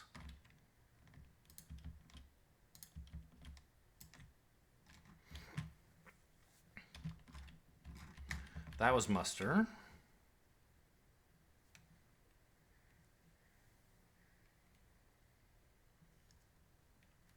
And I think I am going to mobilize. Going up on statecraft would be nice, but it doesn't seem that important right now. And I don't really... Yeah, I do need to move ships quite badly, so let's do that. Pay a credit to place a sector defense somewhere. The only place it makes sense to do is here. A little more upkeep, but this place is armed to the teeth. Should help with skirmishes. And then I'll do the second half of mobilize, move ships up to 5 times. So 1, 2, 3. Here comes the invasion fleet. Great. That's my action. I don't want to spend a token to do the other thing. I have better stuff to spend tokens on. I choose to accept the penalty of compromised trade lines. They attack me. Their strength is 2, because I still have just 1 corruption on my house mat. And they have a +1 strength. So the skirmish occurs. Again, the only place they can legally target is cracked. So this goes away, and I get a bounty token. 1 food and 1 materials, thank you very much. Definitely worth more than a point. Time for a new crisis for the new turn. Oh, it's 4 turns this round? Yes. Level 2. Okay. How bad is it? Ugh, I can't do that. Are you kidding me? Increase population while already having a pure sector with at least 5 population. I mean, get out of here. You gotta be joking, man. I'll just add corruption to a sector. I don't really care if... I mean, I do care. Because this is the only population... Well, no. Letting this become corrupted wouldn't be the end of the world, I think. Okay, but on to my real turn now. I think it's time to invade. Shields wouldn't help me. I already have escape pods. None of these allow me to invade. So I should play either Conquest or Politics if I want in, right? And I think... Politics... would be nice. Because I don't... What else is Conquest doing for me? It's activating more fleet power, right? Yeah. God, it's so hard to... Like, why can't I play this stupid agenda? Wow, I'm actually going to hit 3 or more sector defenses, huh? Ah, hang on. If I... 3 or more pure sector defenses. I was about to say this place is becoming corrupted, and then I lose the 5 points per turn I'm getting from it. That's kind of sad. Maybe I can find some way to clean that up by the end of the cycle.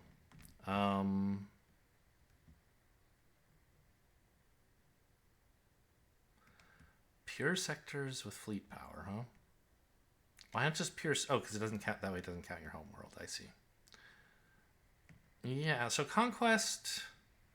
seems worse than Politics, I think, for invasion at this time. Because I want to go up Statecraft.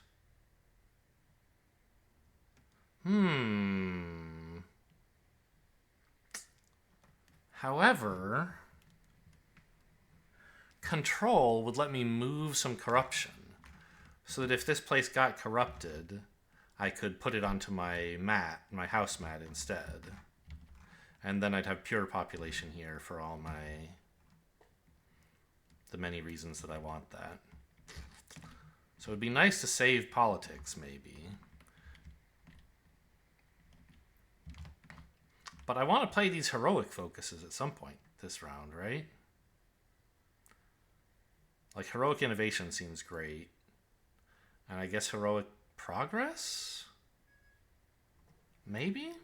Because I want to gain a technology? But I guess, geez. I also kind of want to produce because that's what I'm so good at.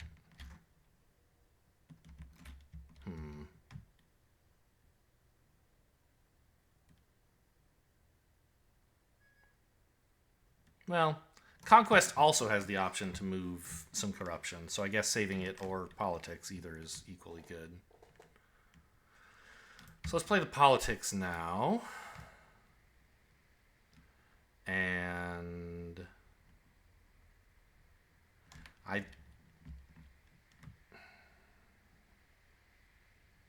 I could spend a trade token to let me take take all 3 actions, which means I could spend a credit to get the trade token back, and I'd also get to move some corruption.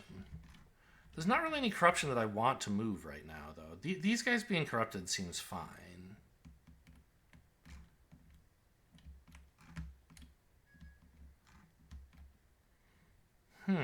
However, maybe I could move corruption from my house mat to here at the end of the turn?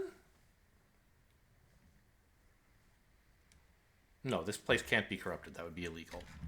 Okay, so I guess I don't need... All the bottom one would be doing is let me spend a trade token, or a credit, to get... Oh, I guess it's just free. Yeah, let's do that. I'll spend my trade token. So this is the first time we're spending a trade token here. When you spend a trade token, well, one of the main things you spend trade tokens on is flipping them to let you take all 3 actions on a card. In this case, I want to take the top 2, but I might as well take the bottom one en passant because it gives me back the trade token and it gives me back the credit, plus a bonus credit. So, great. I will pay a science to inspire, first of all, I guess. Activating 2 more fleet power. I have so much fleet power. I don't know, man. I need to be able to build more dang ships. I need better ships, but they're not available this game. Then I will spend an energy and 2 credits, spending one of those credits as energy, basically, to prevail. First, I will upgrade this glory token from a 3 to a 4. Then I will invade, moving 3 fleets here, 3 fleet power there. Their 1 sector defense shoots down 1 of my fleet power, which is evacuated thanks to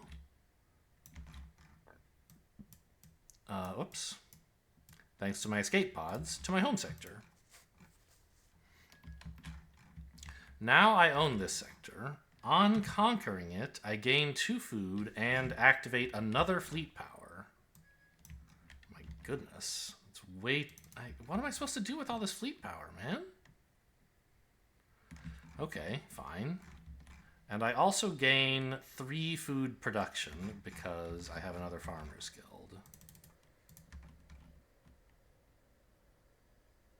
16. We're getting close to finally resolving Golden Age. I see. These are level 0. I see. So these are more difficult to deal. I thought they were going to be like just things from the one deck, and I didn't really think about why they seem to be so darn hard.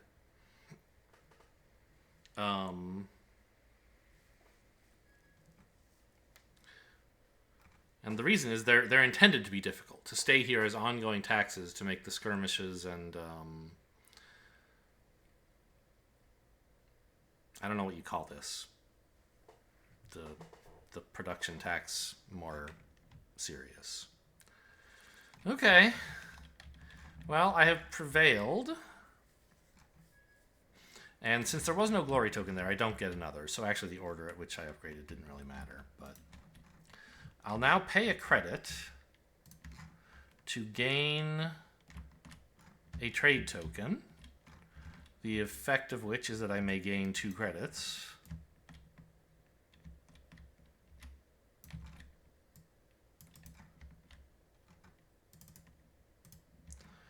And then also I may move a corruption.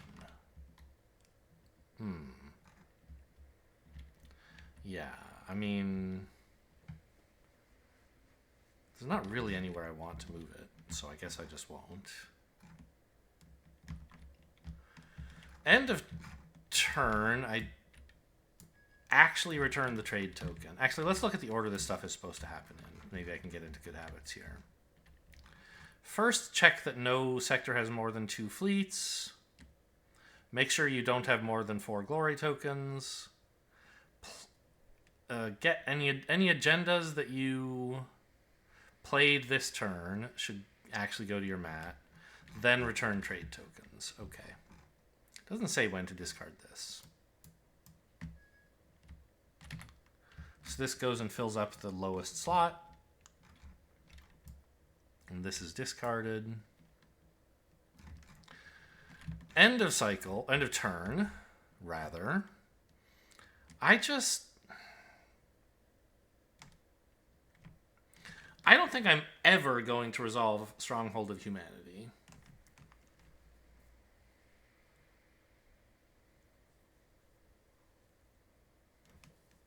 Well, I don't know. I mean,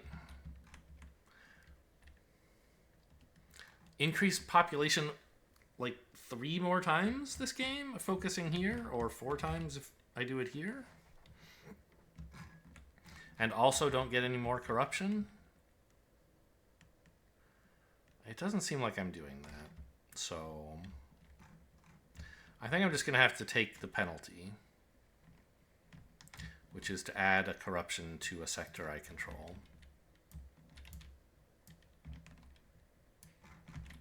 And sadly, this is the only choice. Sad because it means I no longer have, like, a sector that...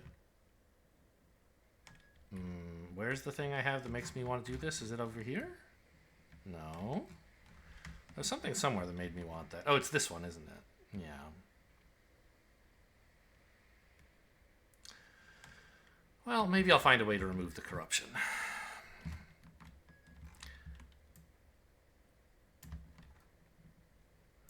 Next up, it's the start of turn 3, so... Oh my god, it's the 3! I don't know. I don't want to deal with this.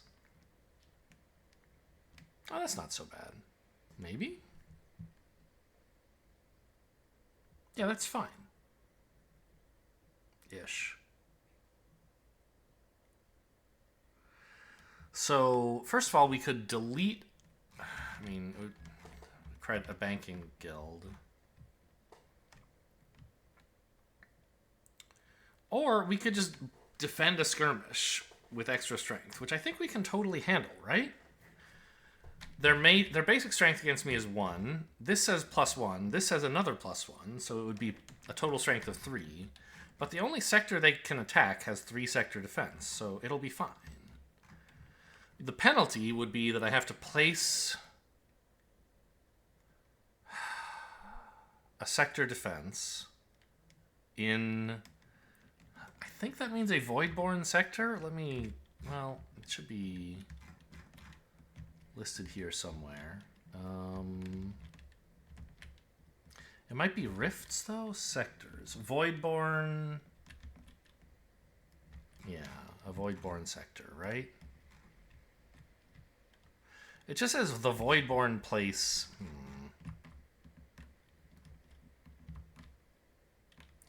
Let me go check. What is this one called? Hidden Novarkon Riches or something, right?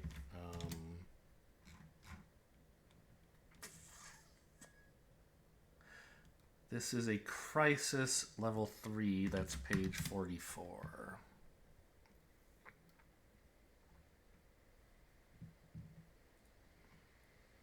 If defended, place a sector defense on a Voidborn sector adjacent to the combat sector if able, otherwise on any Voidborn sector. Okay. So, I mean, placing it here is probably fine. We're just going to have to give up this stupid Genesis forever. We'll try to head up to the Rift this way, is the way we've been going.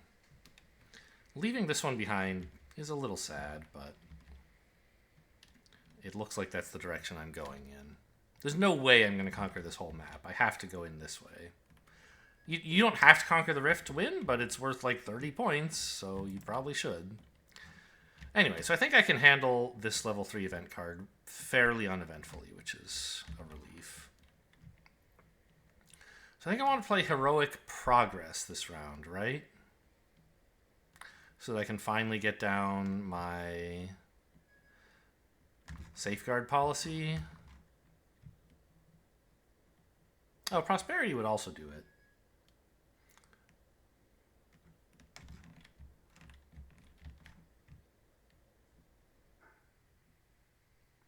I haven't done Production or Innovation yet.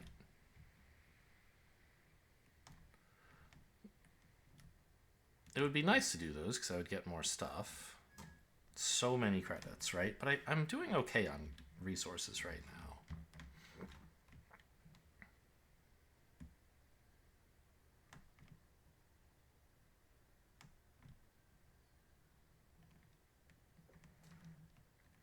I mean, Heroic Innovation seems amazing.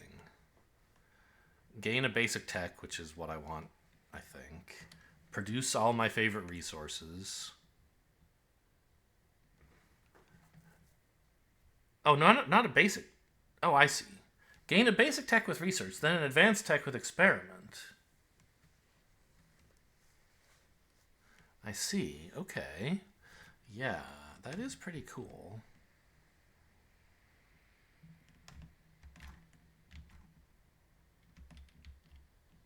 God, how am I gonna get in here? Look at this shit. I need shields, I need torpedoes, I need everything, man.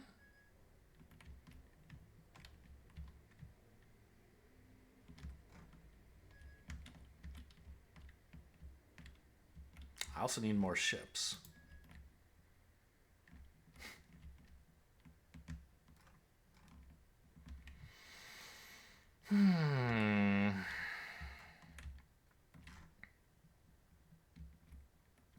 I updated my food production, right? I think I did. Let's just double check. I should have 5, 7, 9. Yes. Okay.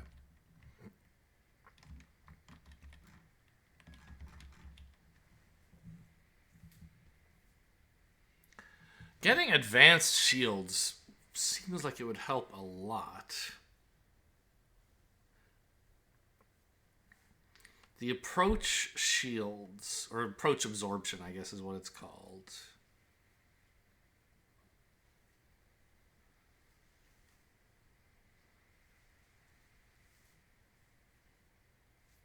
Yeah. So maybe I just don't do production this round. I do innovation and progress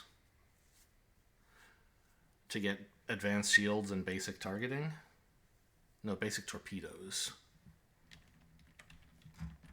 Yeah, that makes sense.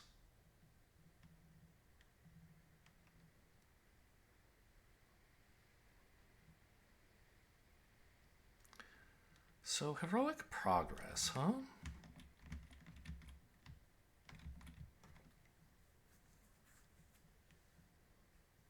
I could play safeguard policy.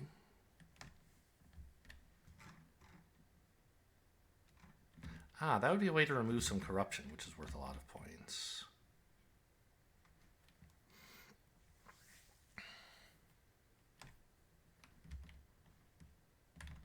Am I going to have enough food to pay my upkeep? I think so. Barely. Well, it's actually looking a little close. If I don't do any production, exactly where is it all coming from?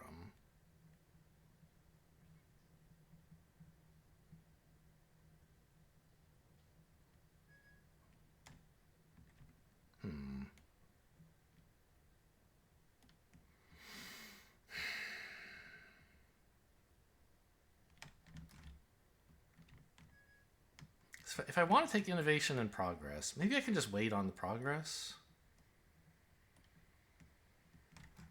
Yeah.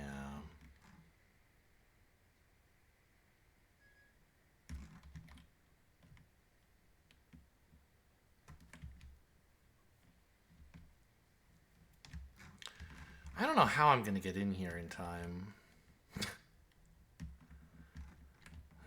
These escape pods I'm already questioning.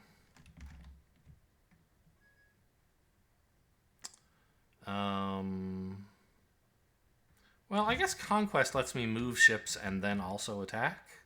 So I could use that to regroup with the... maybe. God, I really want to get in there this round, though. Because I would get the Glory for All, or Triumph overall. I'd get these 2 reclaim tokens. The Harbinger would be a nuisance. I don't know. I think I need advanced shields to get anywhere. And heroic innovation seems like the way to get those. So let's do that. In order to play that, I have to discard my own normal innovation card, which is fine.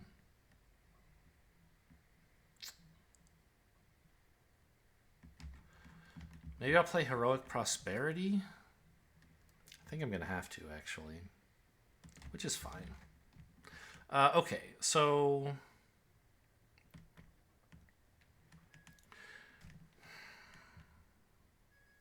I'm spending my trade token on this. Pay 4 of any resources. I think science will do. I have so much of that shit. To research. Gain a basic tech and produce credits and science.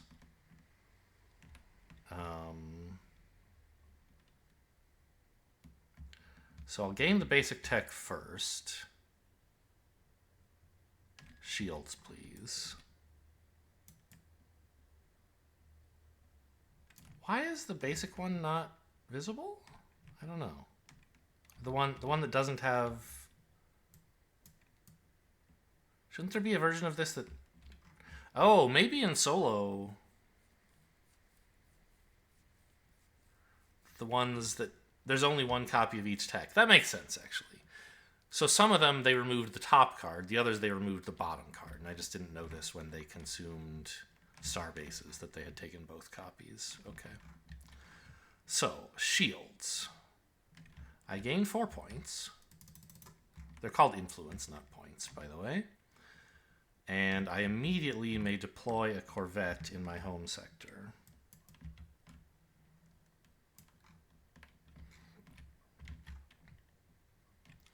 Then I have this bonus effect during combat. Now I'll continue researching by producing credits and science. This is innovation, right? Yes. So...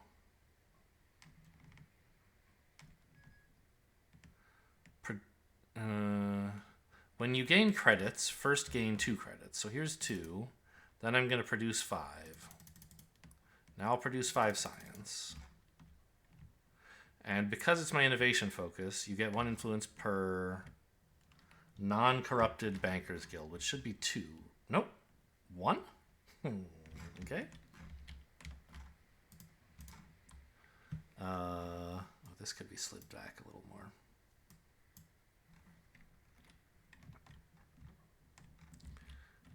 That was research. Now I'd like to experiment.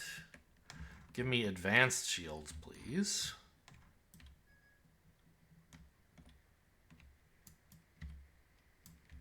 So gain 6 points for this. And that's it. But now I have this bonus in combat.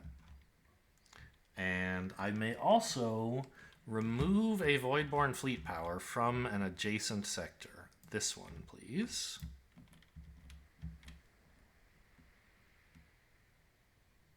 Oh, could I actually take this now? I could, right? Although it would get taken back in the skirmish, so I probably shouldn't. Okay, fine. And then finally, pay 2 of any resource to gain a new agenda. Oh.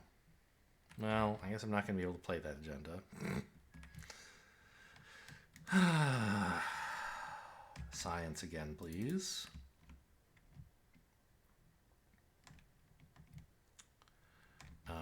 My agenda, I mean...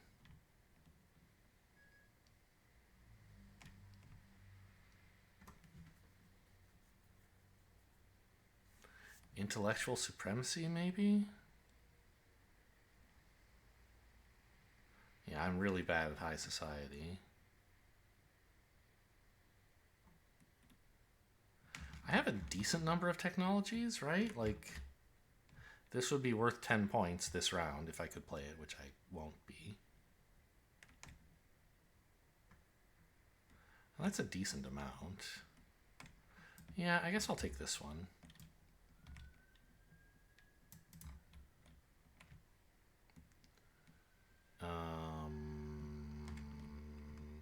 And remove, finally, one of these crises.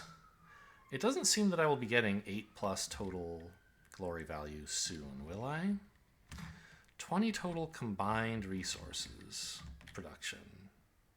I'm at 16. It won't be that much more to get to 20. Plus, at the moment, I'm doing okay on skirmishes. So I think I want to get rid of this one. so I don't have to pay this tax. All right, return my trade token during cleanup. Discard. Other cleanup steps not relevant. Resolve the current crisis. Skirmish with strength +1. So 1, 2, 3. But the only valid target is here and they get blown up. So no problem there. I do have to place a sector defense in an adjacent Voidborn sector. Adjacent to the skirmish. Which I guess this is even better, right? This one, maybe I could still go this way then. Definitely don't want to go up here for any reason. So this is done. And we're starting the final turn of this... Wait, what? 4 in my discard? Did I actually play? Oh, I put the Heroic Innovation in my own discard. It's supposed to go over here. 3, yeah. So we're starting the final turn of this cycle, which of course means we need a new alert card. It's a 2.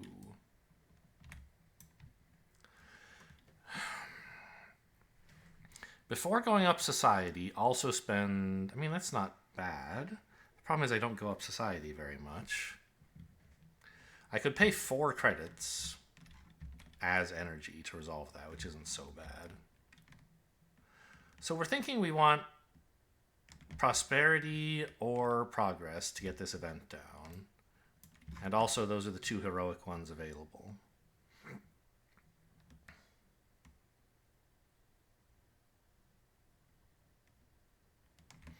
And I have this issue with upkeep right now, yeah? Where my upkeep is currently 2, 3, 4, which I can handle. Because I have 5 food. But I'm about to play an agenda. Playing an agenda is how I can go up society to handle the current crisis. Good. And that will increase my upkeep to 6, which I can't pay.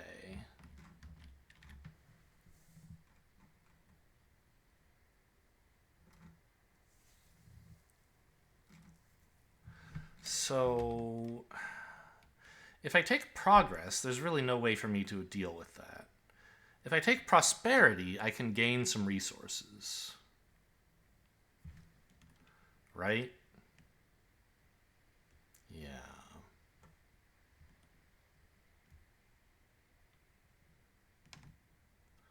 Take the top 2 of these, maybe?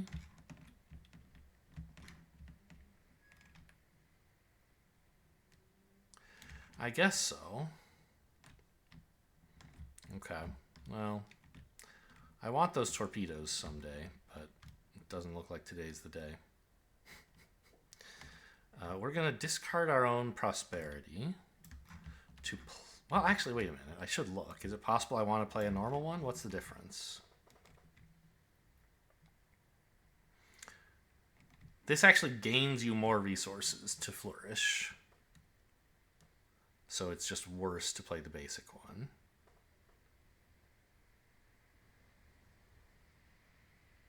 It's cheaper to resolve the bottom event. But it's an and/or. That's fine. I'm not sure I need more. I don't need more installations. Maybe a shipyard here wouldn't be so bad, I guess.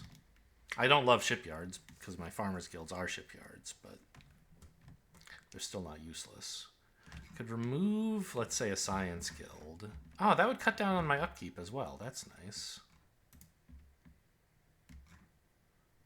Okay, yeah. I think I'll take the heroic one. So discard prosperity, play heroic prosperity.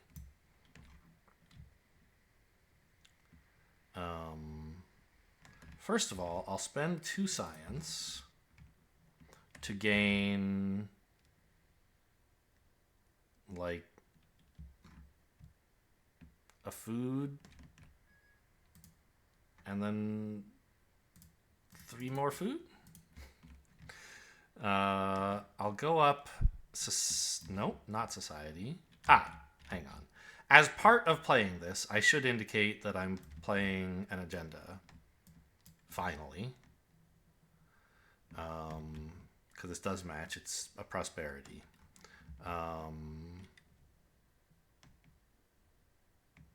So I'll go up economics as part of this action, which gets me a trade token. How lovely.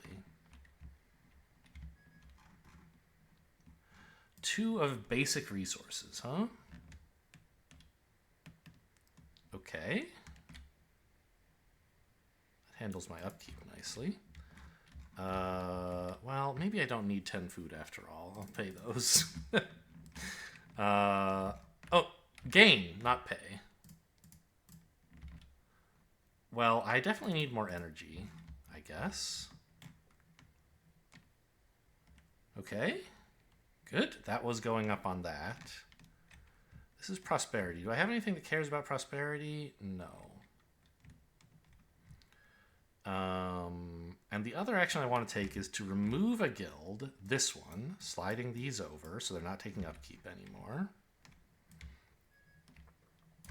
Decrease my science production by 2. In order to gain a second trade token. Oh yeah, my upkeep is totally fine. I gained way too much food. Let's give 2 of that back for, like, these guys.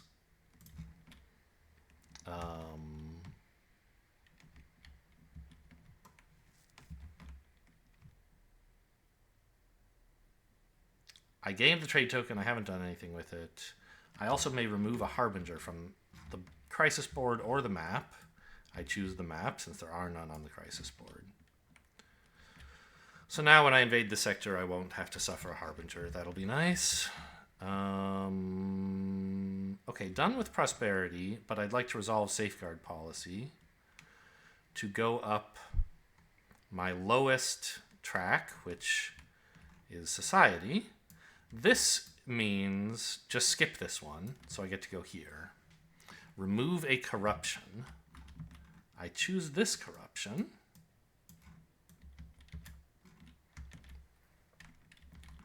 And before, but okay, I'll do the order in whatever order. I'm going to pay some credits because I have a lot to spare, basically.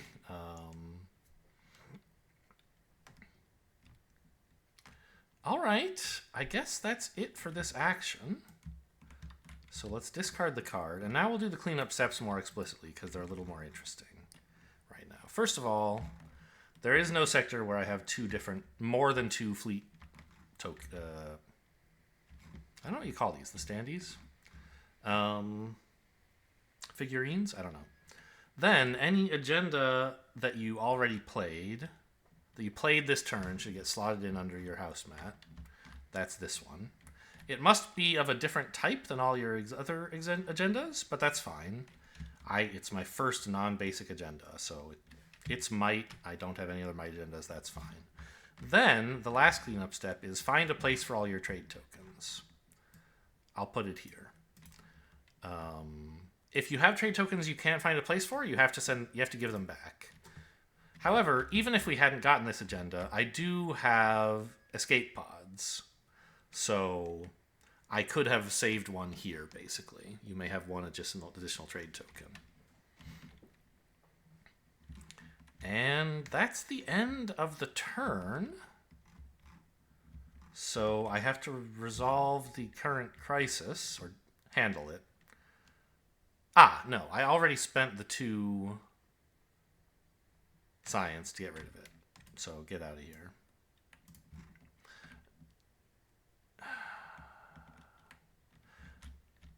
Now we move to evaluation, starting with this. Resolve the crisis board. Oh, I guess I should discard this as well. They invade with strength +1 and an additional +1 because it's cycle 2 or 3. So they have 2 extra strength, and a base of 1 is 3. Again, the only place they can legally attack is here, and I have 3 sector defense, so we rebuff them. There are no economic crises, so I don't have to pay anything. Done with the skirmish board. Upkeep.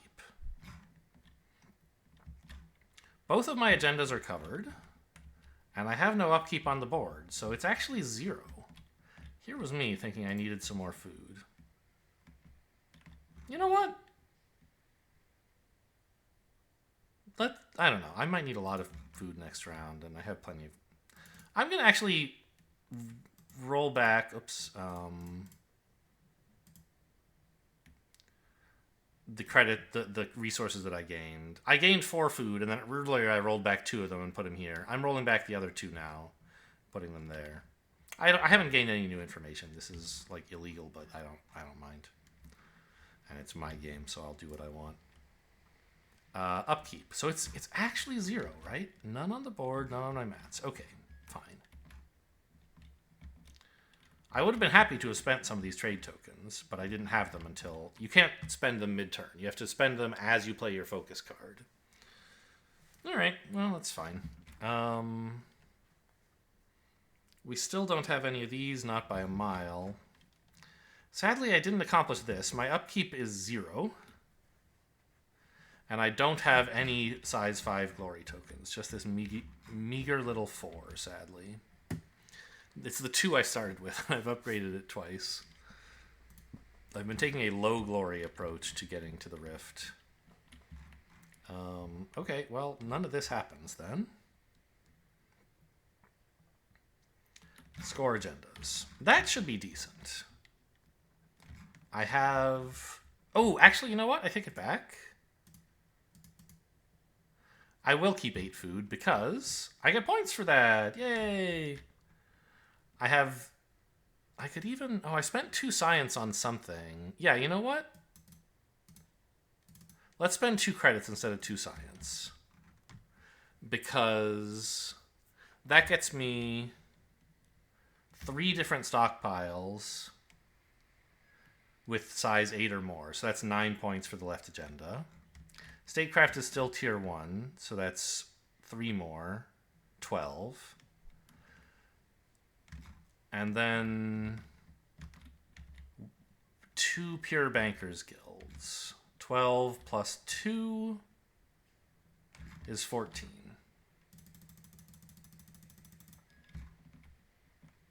I know you can type in here, and sometimes I do, but 14 is not quite a large enough number for me to do it.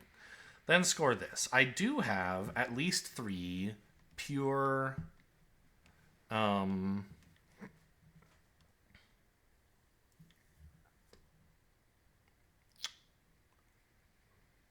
sector defense installations. It doesn't say they have to be in different sectors, just 3 or more of them that are not corrupted. So I get 5 points for that.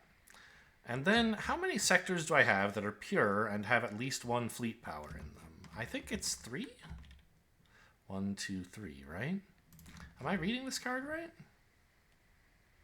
Probably. I mean, 11's not an unreasonable number. Let's just double check, though.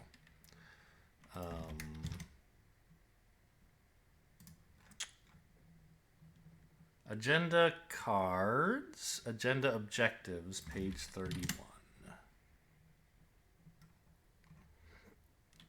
What's this one called? Safeguard policy, and it's a might agenda. For each fleet, oh, better. For each fleet power in your pure sectors. So 1, 2, 3, 4, 5? Wow, okay. This is actually worth 15 points then. Nice.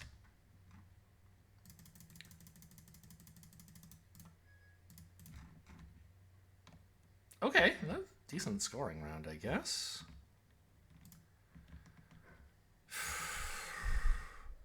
Looks like... I mean, I don't know. It feels like I'm very far away from this. But I guess we'll see. You do tend to do a lot in the last couple rounds. And, you know, you get another agenda card played and you can score. I don't know. We'll see. Time to set up the new cycle then. First, throw this away and draw 3 new ones.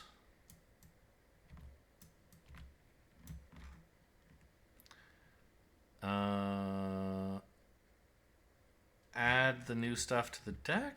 What do we have left anyway? Just out of curiosity. It should be a couple level 1s, right? Maybe just one. A level 1... 2 level 1s and 2 level 2s? No, I didn't actually get the war last cycle. Okay. So it stays in there, sadly. And we add 3... Oops, not these. Level 2s. A level 3 and a war. Then we also add a Harbinger to the track on either one of these slots. I'll put him down here. My military might is good, but I think I'm getting to the point where this is not that big an imposition anymore. Okay, and we can delete this now. We don't... No, it's locked, whatever. We don't need it anymore. Next step. Remove the topmost trade token. Change the technology offer, so instead of those 4 on offer, the other 4 are on offer. Turn order is still normal. And let's reveal the next galactic event. A Beacon of Hope, 6 turns. Bankers Guild and Fleet Power and another sector defense to 1 adjacent Voidborn sector. And corruption to your mat.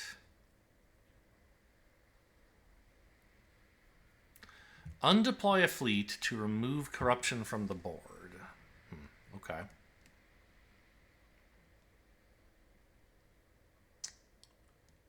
So...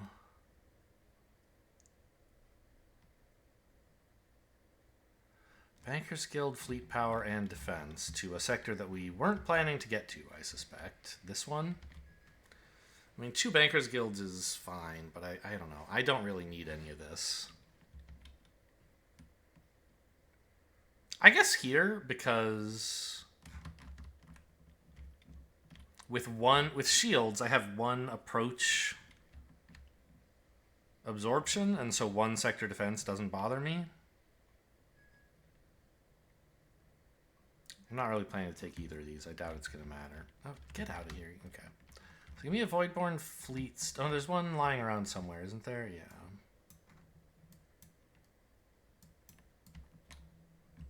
So put them here, I guess.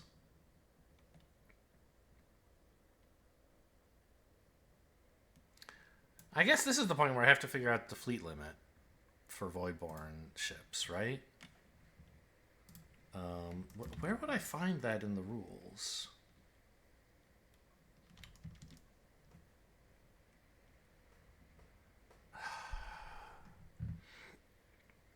I guess the cleanup step would maybe cover Voidborn fleet as well as player fleets. God, it's loading so slowly.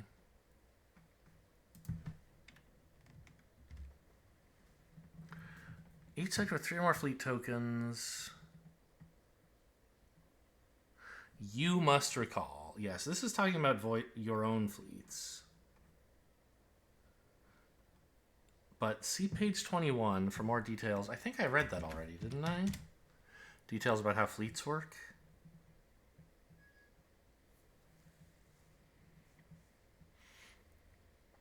There are 5 fleet types in the game, yes, but we only have corvettes.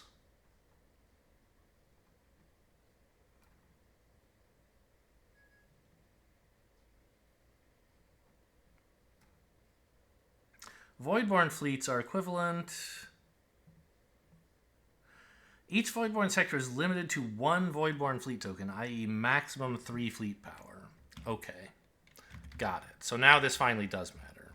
I can't just drop this in here because it would be illegal. So the only legal target for me to add all this shit is here. Yuck.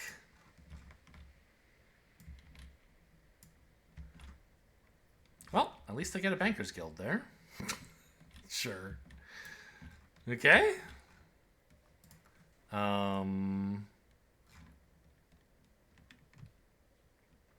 corruption on your house mat, if possible, which it is. I don't see myself going up society anytime soon. Let's corrupt that.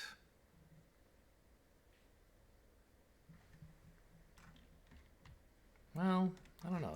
I would get a technology. That would be kind of nice. Let's just corrupt my blank agenda.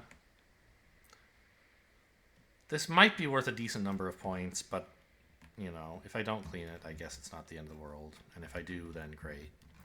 Then you may recall a fleet power to clean up corruption from that sector. Oh. From that... Wait, that or adjacent sector? Okay. So I could recall this fleet power to clean up this corruption and get 6 points. Problem is, I need my fleets to go into combat, man. Right? How dare you?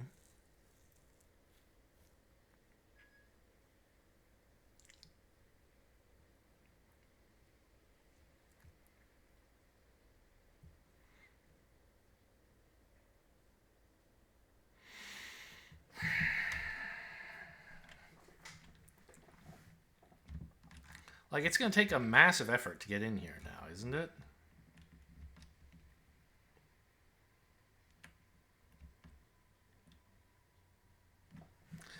If I could pick up torpedoes, how many fleets would I need to... How much fleet power would I need to move in there? Torpedoes is a thing, right? I'm not hallucinating? Yes. I would lose 1 on approach because I have advanced shields. And then in the first salvo, I would take no damage. So I would then torpedo 2 of them. So if I had 2 ships in here after approach, I could take this out without losing any more.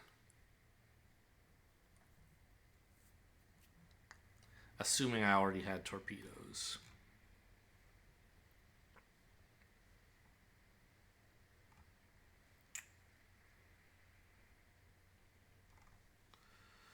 Okay.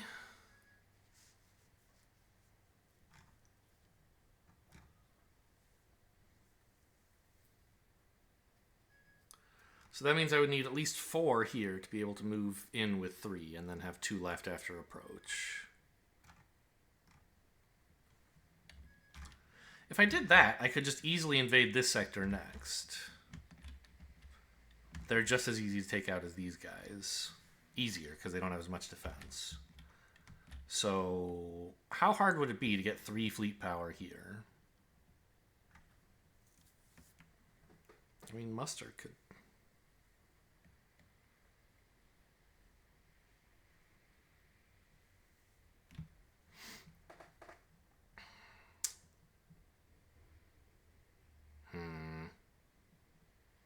I mean, making the population pure barely matters to me, I think. So it's like, do I want to pay 6 points for this fleet? I don't think so. Or do I want to pay this fleet for 6 points?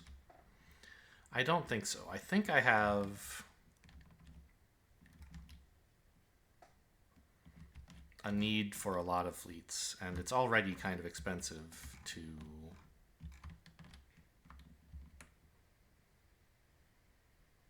I already have a lot of fleets at home that I need to move. If I give myself the burden of, like, moving more fleets, I don't know, it just seems hard. So I'm going to choose not to do this. And then the goal, I mean, is to have bankers guilds, which I have. That's nice.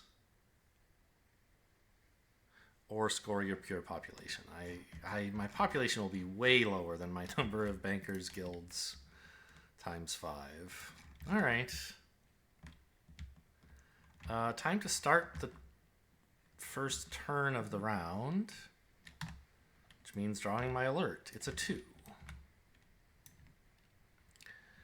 After you move fleets, have 5 or more fleets adjacent to the same harbinger. I might actually not have much trouble with that, If I get 5 fleets here, right? I think reinforcements might just do it. Alright, so what is leadership? This is a special card that's only in this deck. Oh, build a safe haven. That's nice, I guess. Well, 1 point of a safe haven. I think I'm getting absolutely clobbered this game, but it's hard to say.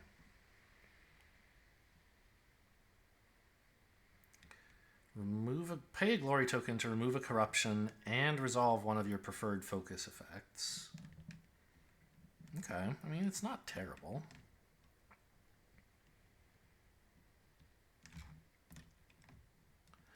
This wants me to play develop at some point, or production. Oh, draw these. Or wait. Yeah, develop or... Not production. Is that production? It is, right? Yeah.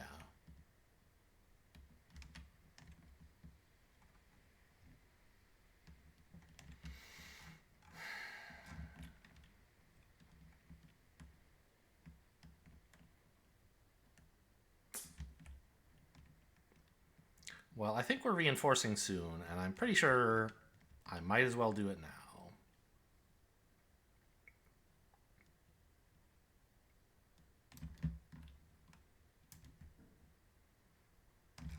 And I don't need a bunch more sector defenses at the moment. There's no place that putting them even does anything. Well, hang on then.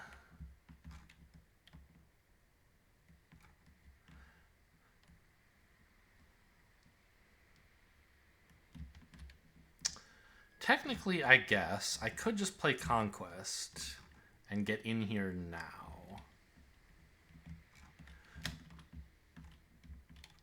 Couldn't I? No. I can't move these guys far enough. If I gained a technology, I could choose to gain hyperdrive to let me move 5 twice, basically. But I think just making more ships makes more sense than taking hyperdrive. Even though, like, I can't benefit from placing the sector defenses.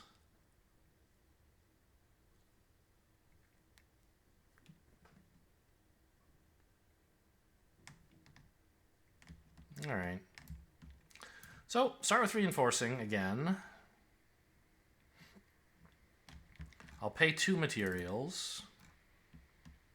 I think I do want to pay materials, not credits. I wouldn't mind overproducing credits if it came to that.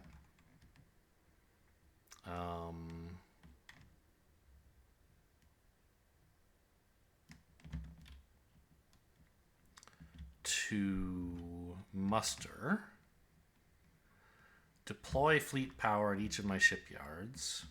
I have a shipyard in each of my sectors, so that's all 4. 1, 2, 3, 4. Obviously, I don't have actual shipyards, but I have farmers' guilds, which count as shipyards. Then, let's mobilize. So what does this say, by the way? After you move troops, have at least 5 adjacent to the same Harbinger. Can I actually do that? Oh yeah, because these guys are adjacent to this already. So...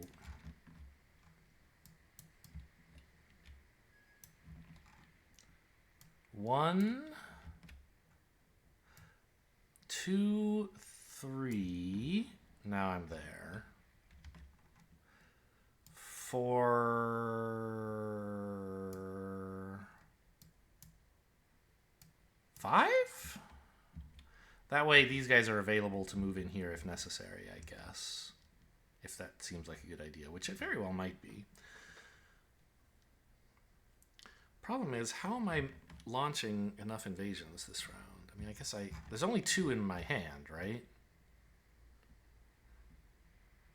Conquest and politics can invade. I could take another might... Oh. It's not my agenda to let you invade. It's dominance agendas. Okay, so maybe I could squeeze out a third invasion that way. Anyway, that's my regroup. I didn't pay the credit for mobilize. And I may place a sector defense somewhere if I like. Maybe there'll be an agenda that rewards me for number of sector defenses or something. Could just put it here. Doesn't do anything because they can't attack here, but they can't attack here either. And I might want this slot for a shipyard in some weird universe. Okay, so then I have accomplished Band of the Brave. So let's get rid of that. This is the Harbinger, adjacent to which I have 7 fleet power. That's certainly 5 or more. And I'm done reinforcing.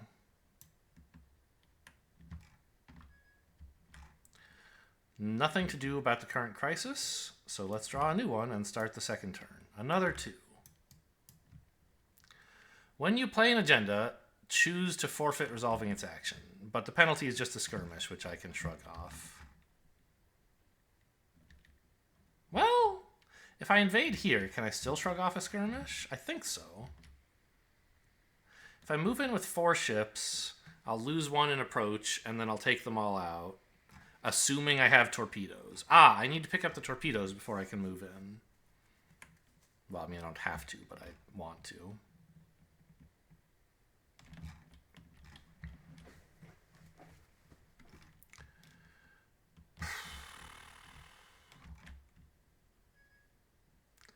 So, progress...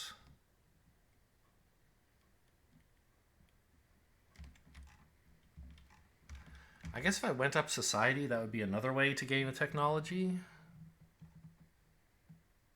I can do that with production, which would let me get this agenda into play.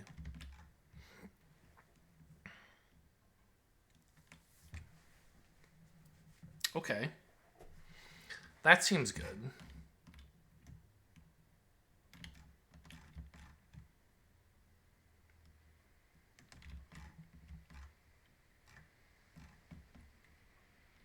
What is support agenda? This is a support agenda, right?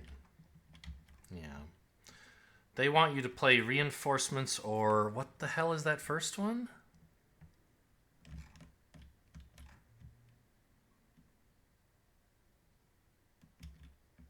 Conquest. Okay. So yeah, picking up a support agenda would be nice.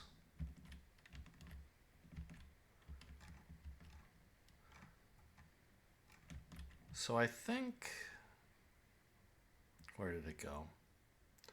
When I play production, I'm going to spend a trade token on this for sure. It's not 100% clear whether I want to remove a corruption or go up statecraft. Yeah, I don't know. Either one could be okay. But, I mean, going up statecraft gets me an agenda, which seems really nice. And the corruption seems manageable. So...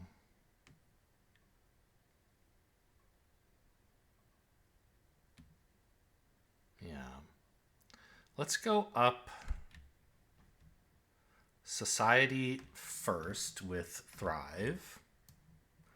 The benefit of which is gain a basic technology. I choose torpedoes. No points. But I get 2 materials. And I may muster a fleet at home, or deploy a fleet at home, but sadly I have no fleets to deploy. Then, oh, and what is this again? I forgot. Oh, I'm just going to shrug off the skirmish. Oh, I'm also playing this agenda as part of playing my production card.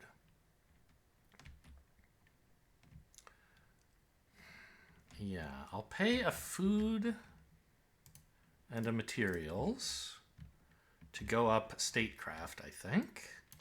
gaining a support agenda.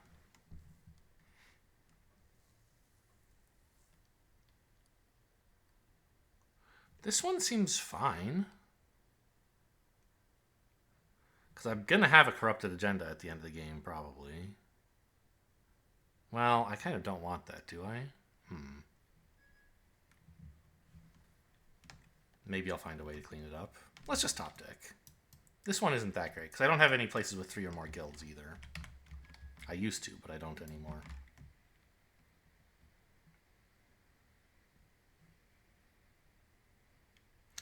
$10 or more upkeep is 6 points.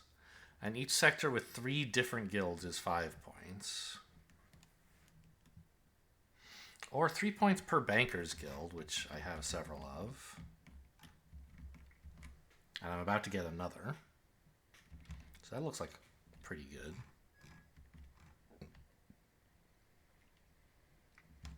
I don't have any material or energy guilds. But 10 upkeep, I mean, I'm going to play 2 more agendas, I think. This one's going to slot. And it won't be hard. I can easily feed 10. So if I can just find a way to get down 1 guild here, I'll have 10 upkeep. Because I'll have 8 on agendas and this one. I just need 1 more guild to meet it, right? So I think Industrial Conglomerate seems okay. That would be 6 points. Plus probably 5 more. Because I could do that once. That would be 11. This would be, I mean, at least 9 points, I guess. Oops, I'm looking over here. Because I have 3 bankers guilds. I guess they're not all pure at the moment.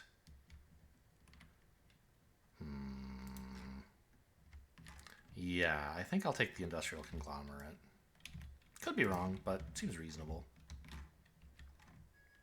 And then I will produce, using the House Thegwin ability, accumulate. But I also have Neural Matrix, which says because I'm producing, I may make credits, which is normally not allowed. And when I gain credits, first gain 2. So 2, and then 3. Too bad I couldn't overflow. Oh well, it's worth extra points. Then I guess I just produce everything else as well.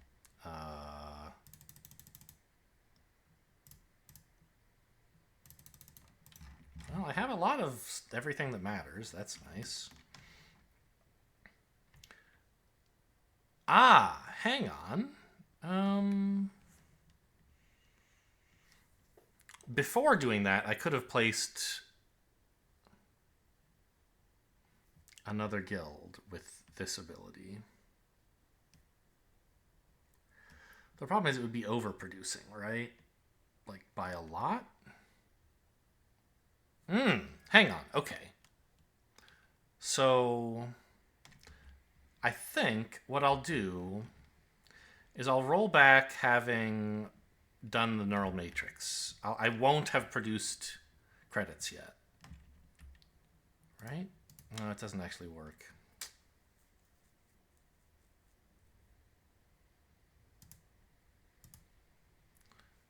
That wouldn't work either. I was trying to find a way to double overproduce, which is a condition to feed a safe haven. Construct a safe haven, I don't know.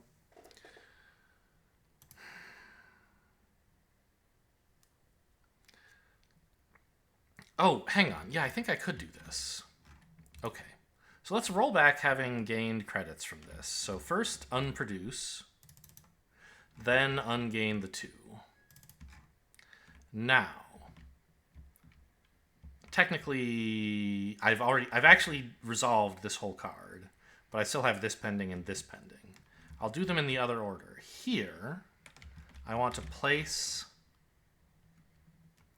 a banker's guild, And I want to place it somewhere where it takes up support, if possible. Upkeep for my agenda. I'm going to put it here, I guess.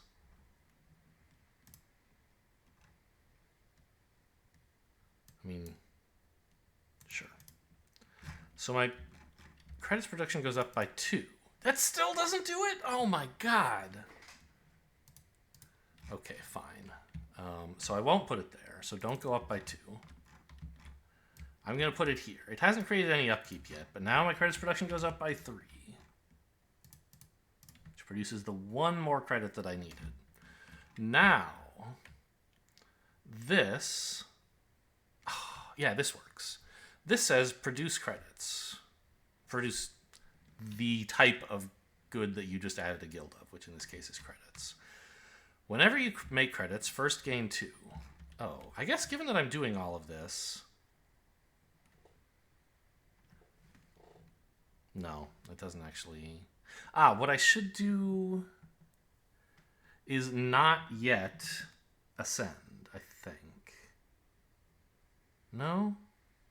I guess it's fine.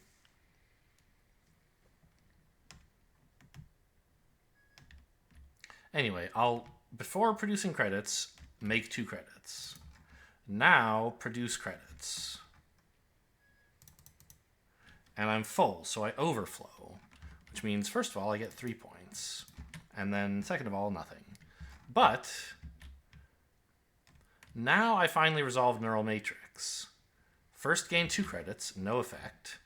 Then I may produce credits. The effect is to overflow a second time for 3 more points. And, finally, make a start on one of the safe havens. Because I succeeded in producing twice, overproducing twice in the same turn. And to do that, you take one of these and mark it. Okay. Well, I don't know. It still seems like we don't have nearly enough points, but maybe I'm wrong. Let's return this.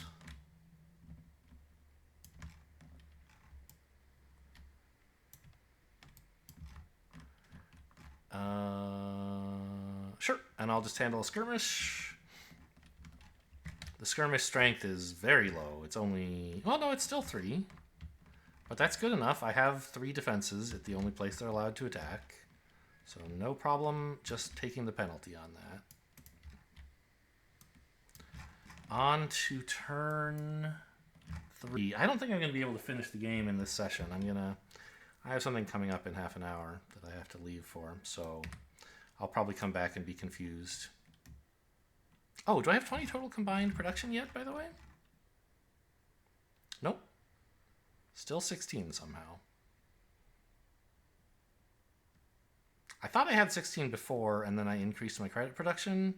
Maybe I decreased my science production. Yeah, that's true, I did. Okay, so draw a 3. After resolving conquest, have 10 energy? Get out of town. I'm never going to have 10 energy. It's impossible. I just don't make energy. That's not how my civilization works. My house, I should say. Phew.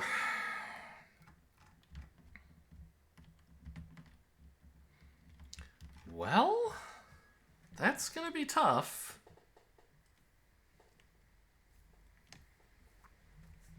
Because if I just take the skirmish, I'm actually going to lose... Well, no, because I actually have fleets here now. Multiple fleets. So I'll be fine, I think. I can still just shrug off that skirmish, but it'll be more complicated.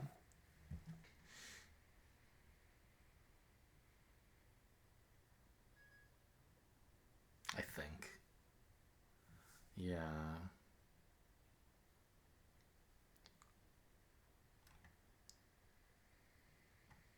I need to make sure both of these sectors are defended, which is not so easy. So they'll be invading with what strength? 2, 3, 4.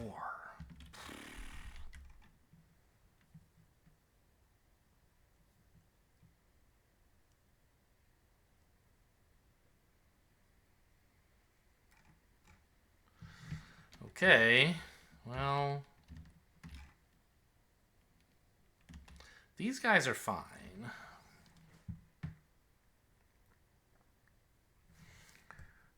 It's the people invading here that I'm worried about.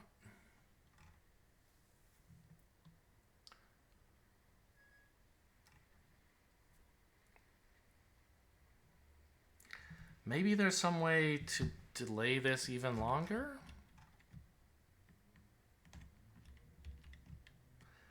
This wants me to... Is that prosperity? No, it's conquest, right. Oh, I can place a sector defense, actually. As part of conquesting. Okay, that's probably fine then. If I march in here with 3 ships, I'll have 2 here and 2 here. And oh, I don't need them here, right? I can just march in with all of them. This can't be attacked. So I march in here with 4 ships, I'll have 3. And a sector defense. They'll try to invade me with strength 4. Winnowed down to 3 in approach. Torpedoes take out 2 while shields keep me safe. Then the last one gets killed by initiative. Yeah, so that works. Okay, so we're going to conquest anyway.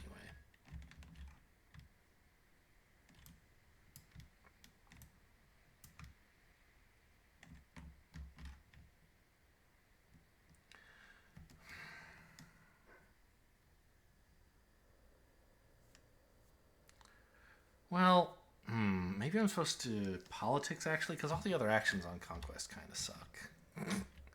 Yeah. I mean, they're good. They're just, like, they don't fit for what I'm trying to do. I don't need more fleet power, really. Like, I have enough fleets. I just need to get them to the right places.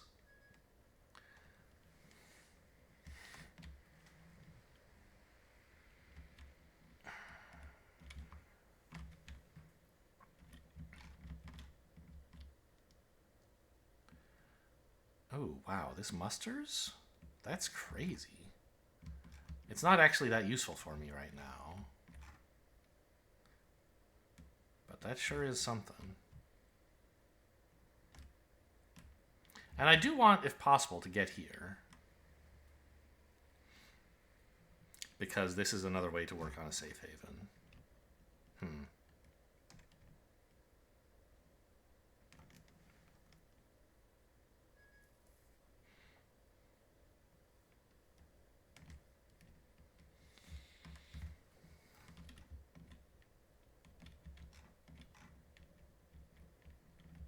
It's also worth points for my agenda to go up there. Where is it?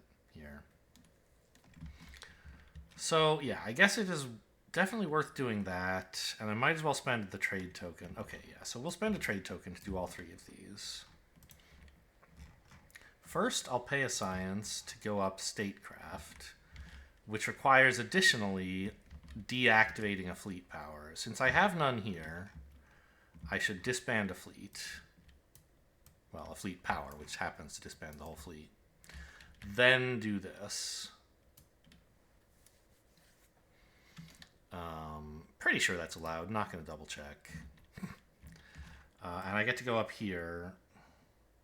Oh, actually, let's not do that yet, of course. Give me back that science. Of course, what am I thinking? And give me this back. I want to attack them first. So let's pay the...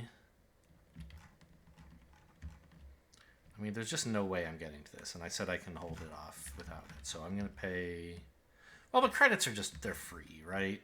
Pay 3 credits, sure. To prevail. First, upgrading this 4 to a 5.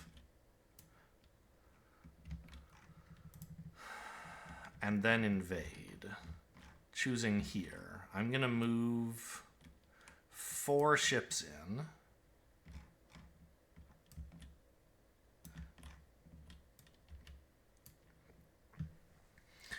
And combat. in approach,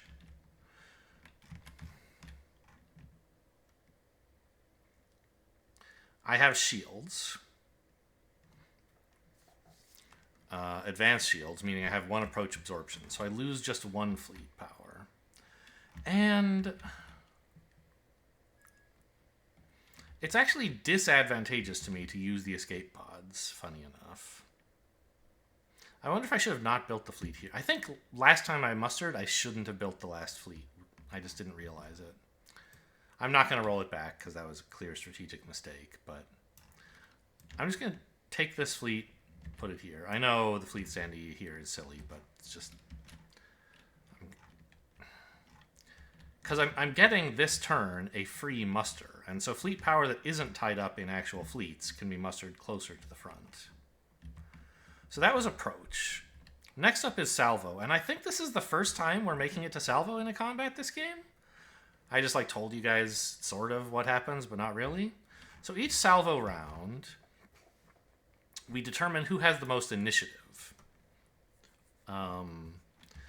Each fleet power is worth 1 initiative, except if there's sentries and you're attacking, but that's not relevant here. Each corvette contributes 1 initiative, and so does each Voidborn fleet. So we're tied on initiative, which means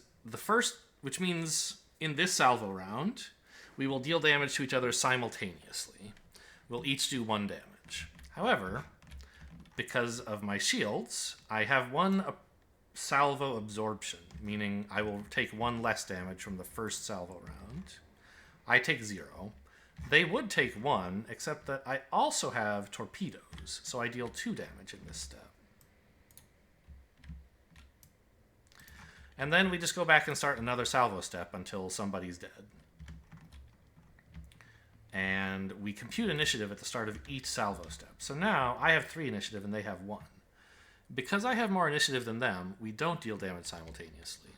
Instead, I deal damage first, and then, if there are any of them left, they deal damage to me. So I deal 1 damage. We already used up our torpedo.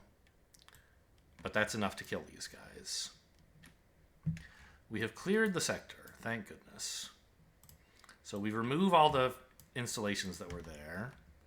And these things we can resolve in any order. I can't think of a reason not to do the reclaims first. Place... Oh, wow. Place a farmer's guild here. That's pretty good. Because that's a shipyard, right? I won't actually have to move ships to get them here now. Although I already reinforced.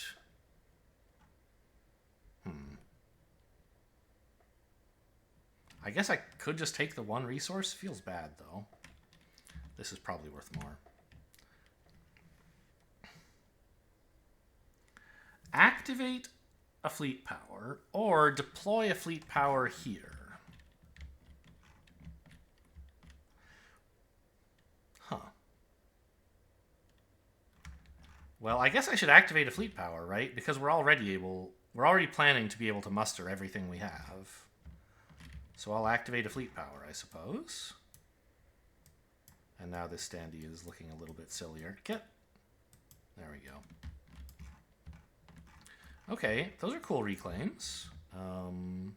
Reclaim tokens are generally better than bounties, and they're generally about, building in the sector you took over, rather than gaining a smattering of resources. I suppose now is the time I'll calculate my new production levels. I get 4 more credit and food production levels. And I believe we finally have 20 or more total combined production levels by a lot, right? 23, 27, yes. So this is resolved. Oh, so that's going to make this even easier. Fine. Last part of invading the sector, gain the glory, which means also score your total glory, 10.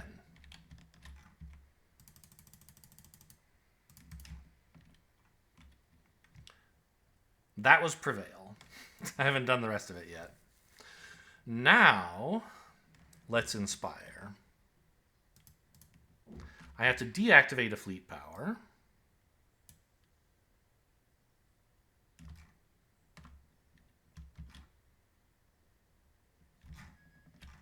Yes.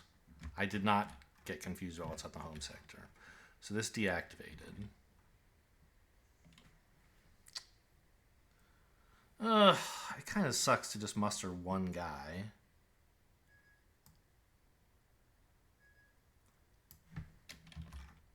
But I guess that's what we're doing. So, go back to your standee, my friend. Resurrect yourself here. I have a shipyard here, so that's where I'm building.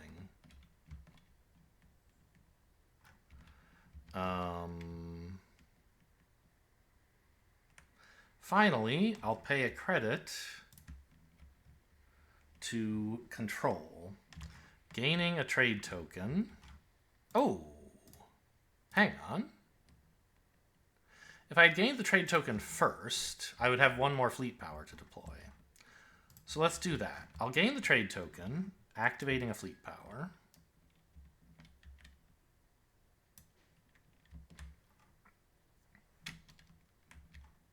And then I'll deploy that at a shipyard. Because I was entitled to, but I just did it in the wrong order, so that's fine. We'll do it in this order instead. You may also move a corruption.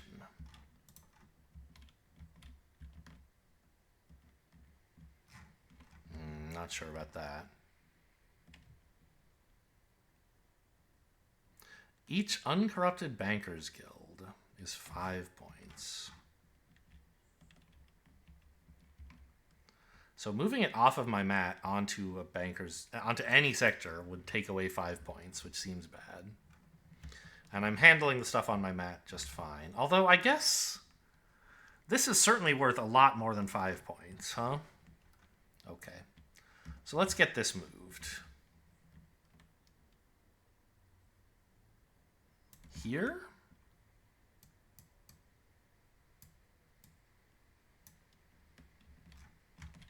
These guys still contribute to production. They just are corrupted. There are a number of effects that say increase the population, but you can't do so if it's corrupted. We haven't used much of that, or any of that this game. My population has been staggeringly low. So I don't think I mind corrupting population. And it also means their skirmishes will be weaker. I gained a trade token. I did that. Okay, I must be done. No. I should industrial conglomerate. I guess, then, even before... After invading with Prevail, but before taking Control or Inspire, I should have played this to activate one more fleet power and place an installation.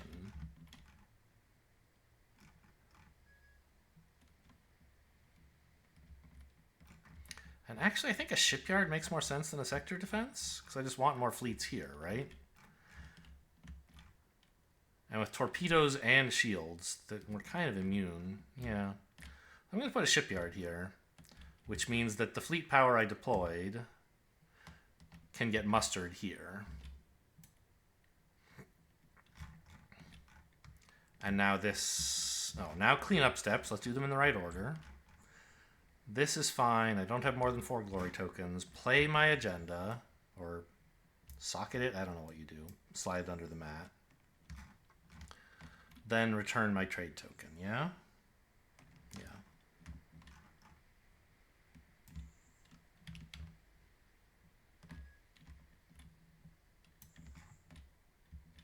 Well, I've somehow deployed a lot of fleet power. And my corvettes are very powerful. I've just run out of ways to invade, almost, haven't I? Well, not quite. I still have Conquest, and I can maybe manage to get one of these agendas into play somehow. I don't know. For another invasion. Okay, this card is done with.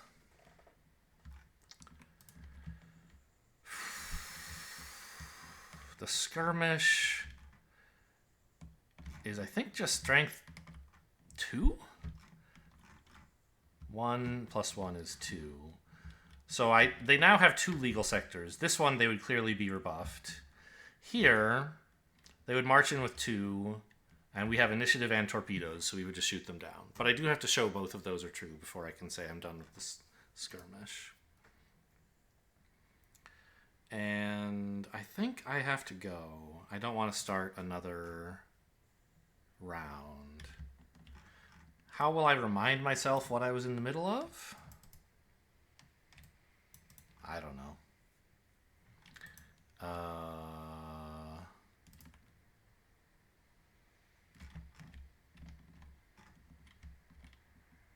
I'll know what turn it was. I could watch the video.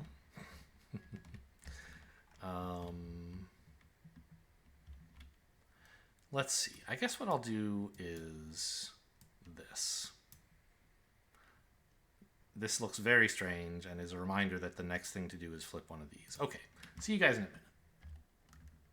All right, I'm back. 5 hours later. Let's see what I can remember about how this game was going. I remember I set this up to remind myself where I was in progress, so that's fine. I have played 3 turns, so I have, I think, 3 left. Is that right? Yes. Okay. Fine. I just got this place, so I can at least get into the rift.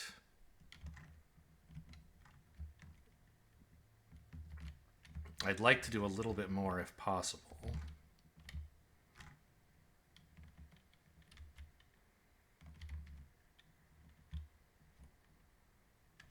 I'm not sure which of these is best to take. Or if I can make more points by doing something else. We'll see.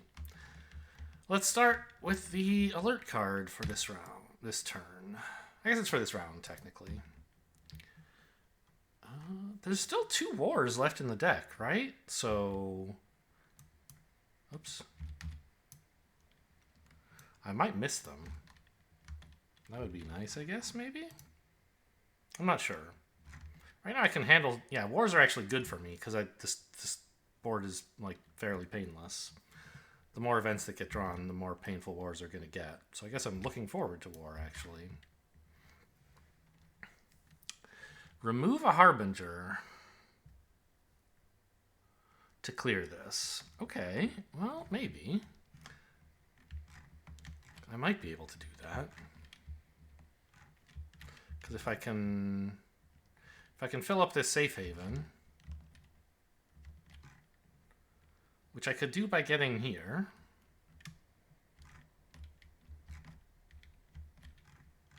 I'd have to throw away some ships to do that, because you have to deactivate 2 fleet power to do this.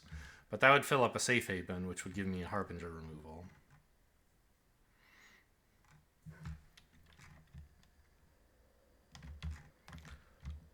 Okay, I had these all technologies, right? Yeah. Torpedoes. And so what was going on? What am I looking for? Here.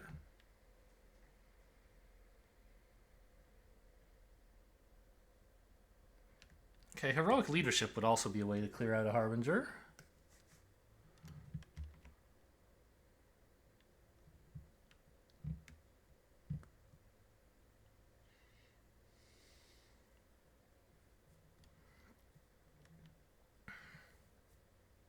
Oh, wow.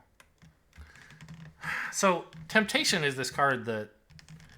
We'll look at the basic version of Temptation, I guess. It, like... does some fairly powerful stuff, but requires you to gain corruption to do it. And the one thing that it does that doesn't gain corruption is, like, it plays one action from your preferred focus cards, which for us are production and development. So it's like one of your favorite actions, plus gain some corruption to do something reasonably strong, most of the time.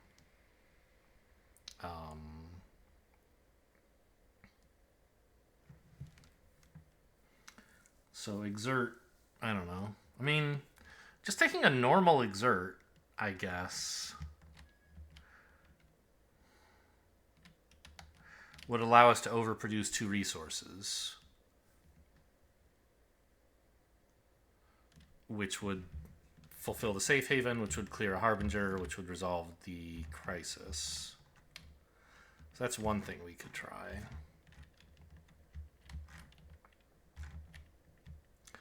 But I don't really want to gain any corruption. Like, I want to get rid of the corruption that I have. It's all costing me points. I've got so many corrupted bankers guilds when, like, good ones are worth points. I have an agenda that's corrupted that would be scoring me, like, 1 billion. Well, maybe just 10.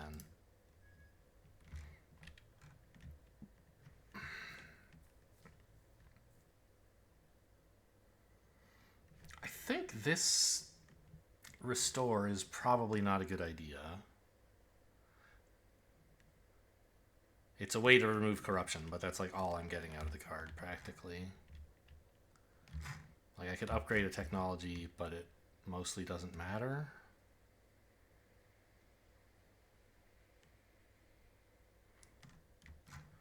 Did I get hyperdrive? I didn't. I don't think it matters, because I'm doing pretty well attacking just like going anywhere.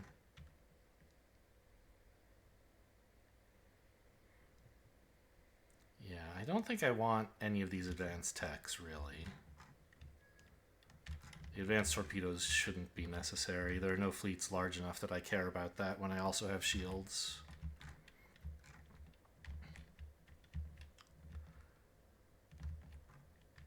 Well, regardless of whether I have shields, right? If I do 2 damage in the first salvo and 1 in the second, that clears any Voidborn fleet, right? So I don't need the second torpedoes.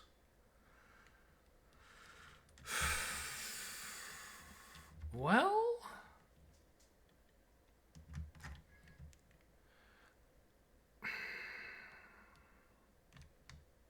do I have production, or have I played that already?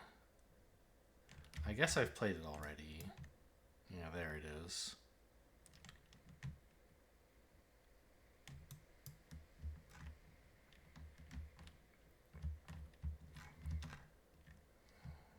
But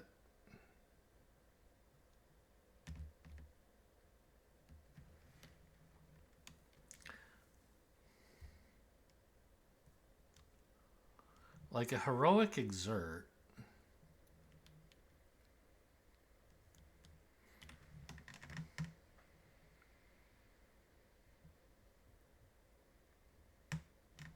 yeah, and exploit, right? It seems kind of cool.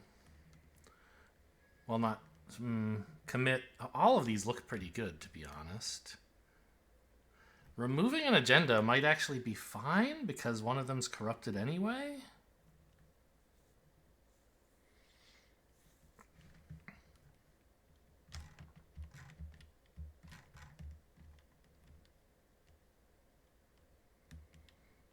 And I can basically just say which one's going to gain me the least and remove it, because I can put corruption on that one.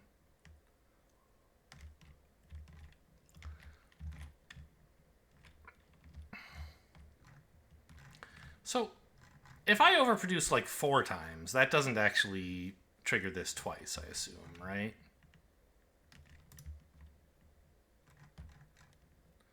Also, is this... This is for safe havens not completed, right? It's not for each pip of an incomplete safe haven, I think.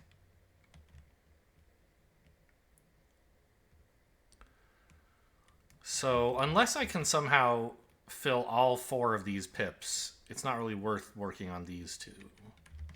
This one's nice, no problem there.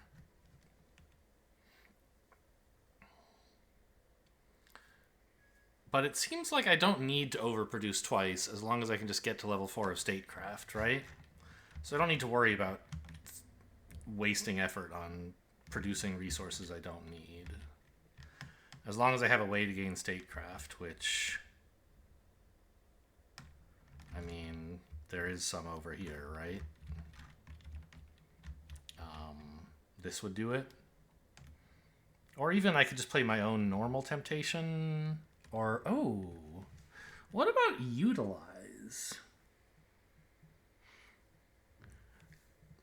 Because what's on my production card? Isn't there... Yeah, upstate craft, right? So I could do that and also pick up a corruption.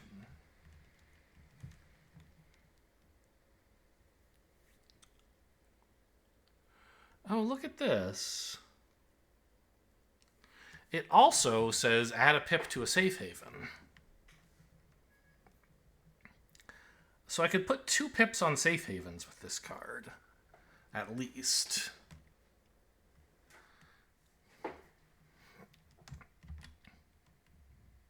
And that would remove a Harbinger. So I wouldn't necessarily need to spend a trade token on the bottom of this. But it wouldn't hurt to do so, because Harbingers on the map still cost you points. So I could spend a trade token on whatever number of points this is, basically. 10. So that's a candidate for a thing we could do. Heroic Leadership.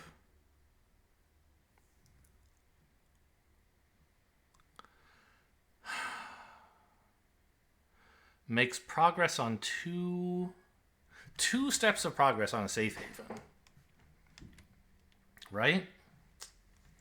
That's pretty cool. And I can definitely make 1 more step of progress easily by just overproducing 2 things.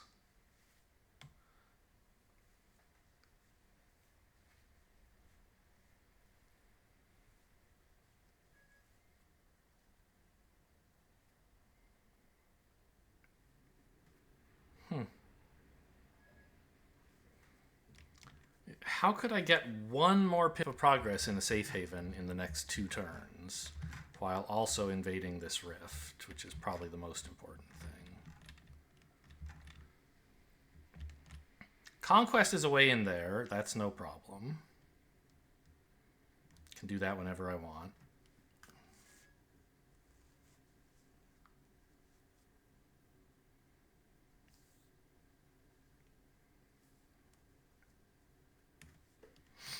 Then what? Is any one of these cards going to give me 2 pips on a safe haven?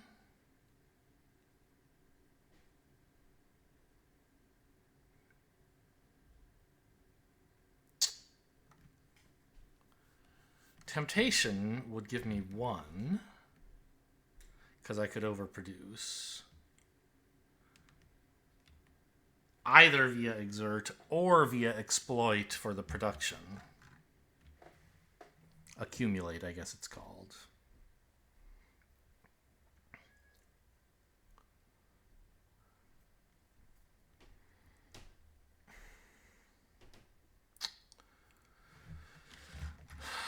But that's only 1 point of progress. I don't think I can get 2.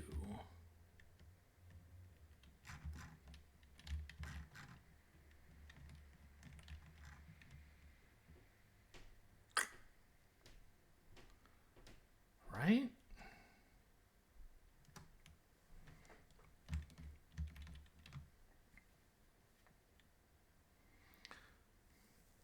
There's no way I'm going to get a population of size 6.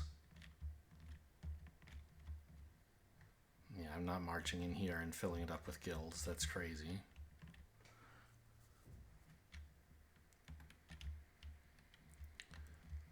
So that's not a way to make progress. Overproducing 2 I guess I should go read, like, if you overproduce 4 times, that doesn't give you 2 pips of progress, does it? Because I don't think I could do that, but maybe I could. Let's see. It would be in the rule book.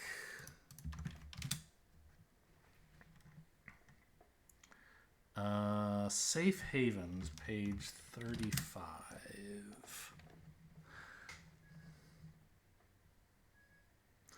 You overproduce 2 or more times. You can only place 1 fleet power each turn this way.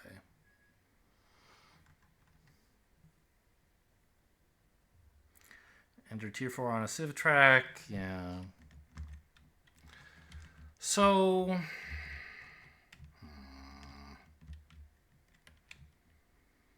I could clean this one, no problem. Numerous ways to do it.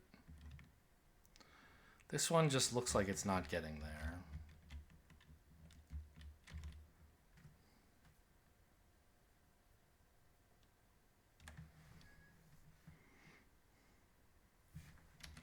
Or what does this do? Nothing, it just gives me points. These escape pods haven't been very good, it turns out. I don't know, I recalled one fleet power to here that I was happy about, and then after that it was like, well, that kind of sucks.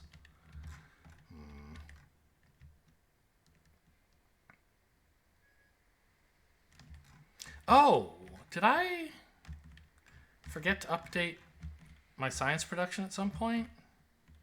I have 5 bankers guilds right now. I really should have 10 science production, not 6.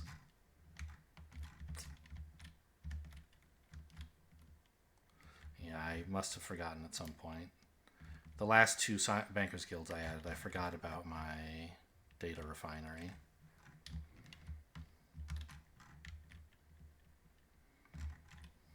Ah, hang on. Maybe one of these could somehow let me...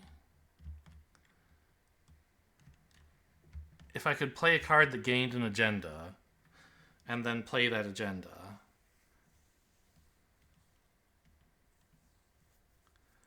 Maybe that could let me get an extra safe haven point somehow. The only way that could possibly happen is if one of these allowed me to take an extra invasion, or if it allowed me to overproduce a second time. Because with a second invasion, I think I could maybe spend another turn on overproducing. Because I wouldn't have to play Conquest. So is there some way I could pick up one of... What is this? Dominance agenda? I even don't own a dominance agenda right now, so... Oh, I didn't know that. You can't corrupt your basic agenda. Huh. Interesting. No snap point for it, I assume? Yeah, okay.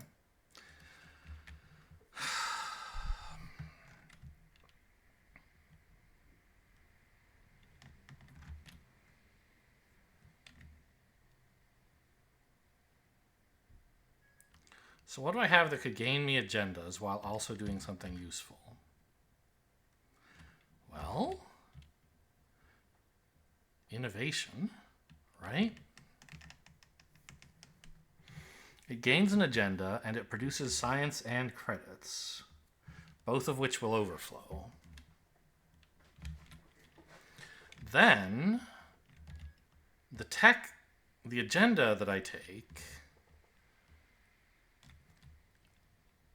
will be one that I can play with temptation, which I have in hand, but I will take the heroic temptation instead. Where is it? Here it is. Which will allow me to produce 2 safe haven pips.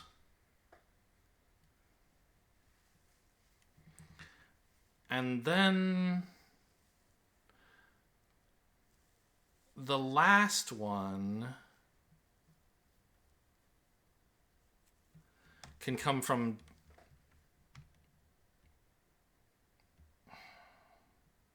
heroic leadership.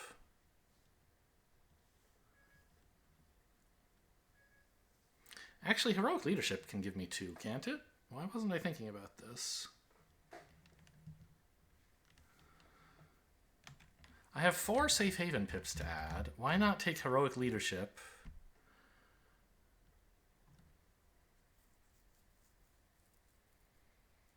and heroic temptation?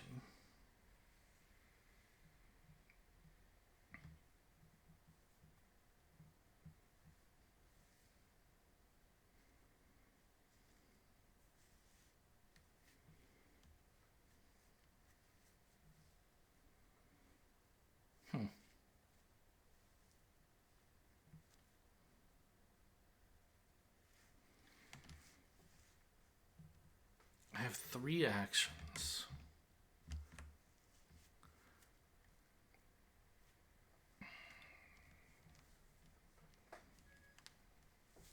So I could play Heroic Leadership and Heroic Temptation. Actually, wait, what are you supposed to play that matches Heroic Leadership? Anything? Nothing, right? I thought that was the rule on these Heroic cards, was you have to play a card with the same icon. But Leadership doesn't have a matching card. Is there something in the rule about this? Where would this be? Table of Contents.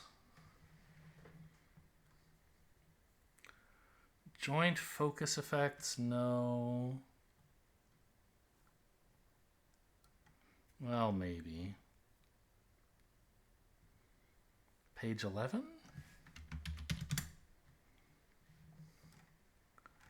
No.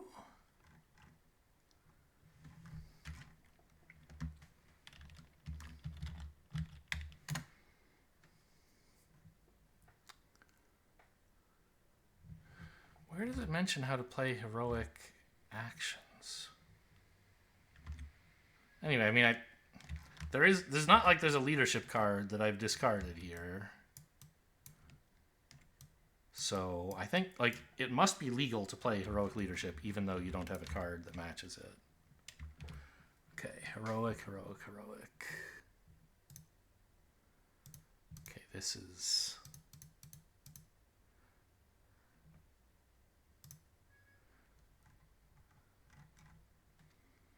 You've played an agenda, you've played a trait. Okay, okay, how do you choose...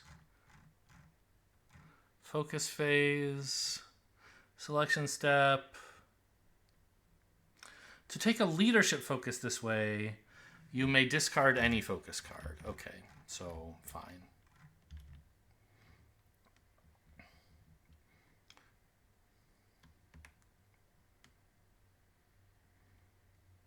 But innovation to overproduce and get an agenda.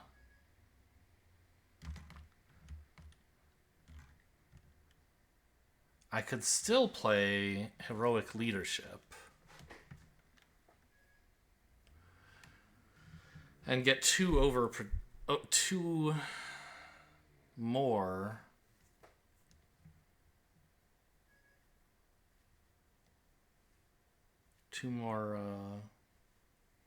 safe haven pips from that. And then I would just need one more, which could come from Temptation or maybe from something else. So I think that makes sense. I think I want to innovate. I have one trade token. I don't think I want to spend it on this.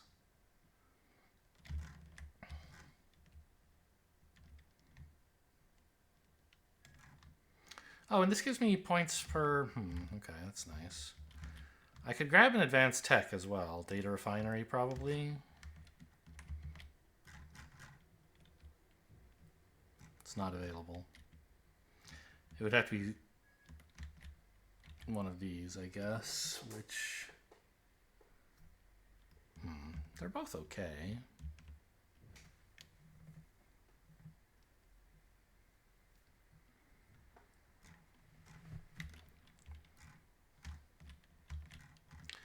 And if I gain advanced escape pods,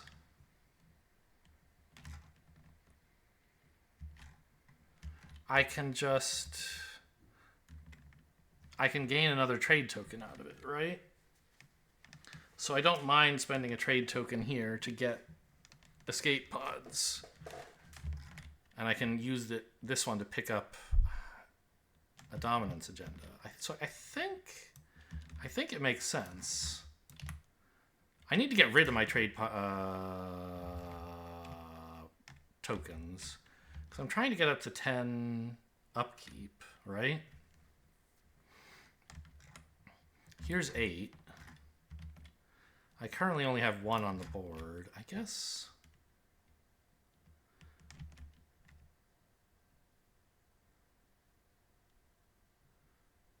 I'm not sure the actions I'm planning to take would allow me to get there.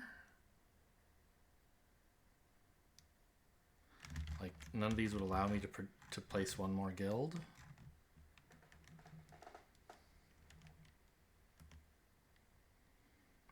Temptation might. But not if it's also giving me safe haven pips. Okay, so, I don't know. Maybe this thing's gonna suck. Yeah, this does like almost nothing, actually. I don't mind that it's corrupted, I guess.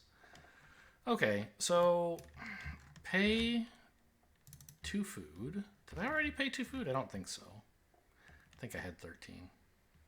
2 research.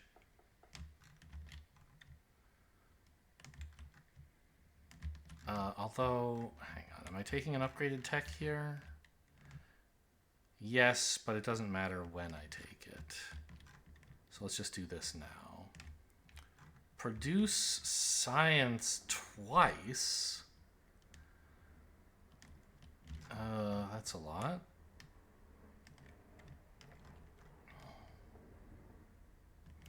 So I'm gaining credits. First gain 2.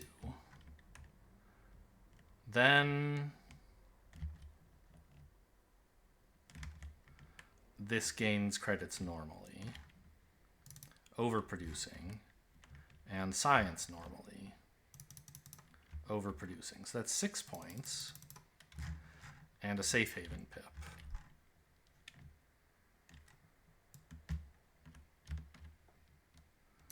Completing this safe haven, allowing me to resolve the remove a harbinger effect,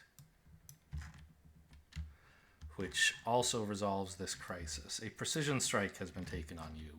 We just made so much money, you went away. Then 1 point for each pure Bankers Guild, which is like 2. 1, 2. Everything else is full of corruption. We broke 3 digits, though. Next, oh, the order does matter. Okay. I'll pay the 2 science first before I did all that. I had plenty to overflow anyway. And take... Well, I was going to take advanced escape pods. Is it possible one of these basic techs would be better? Like hyperdrive? I could take hyperdrive. I don't think I need it.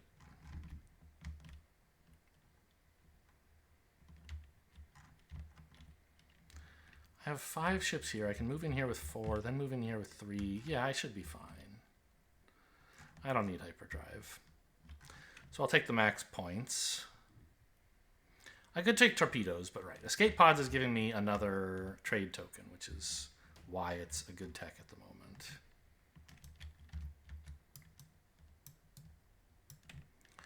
So I immediately gain 6 of this. I try to activate a fleet power, but I'm fully active now.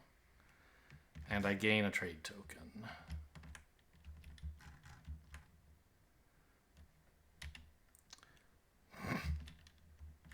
The stuff I can gain here is not very good, huh? This does nothing. This does nothing. This does something. This doesn't do very much.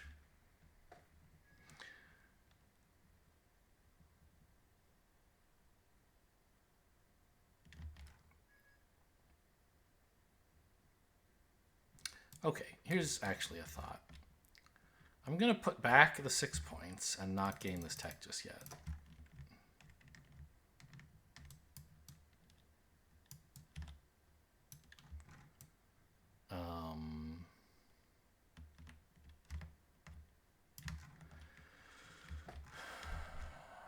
I'm keeping my science at full because I had plenty to do this in whatever order I wanted. I'm going to first consolidate, paying 1 of each basic resource. Actually, I could pay credits, right? Before all, I had... I'm not sure how many credits I had. Let's do this. I think I had like 11 and I just gained 8, so I should... No, I think that's right. I'll just say this was free because I think I had plenty of credits to still overflow. And take an agenda. It has to be one of these because I want to play it with Temptation. This one sucks, so I want a top deck.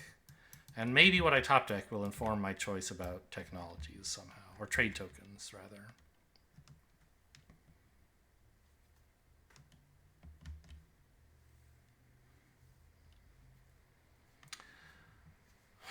That's not bad.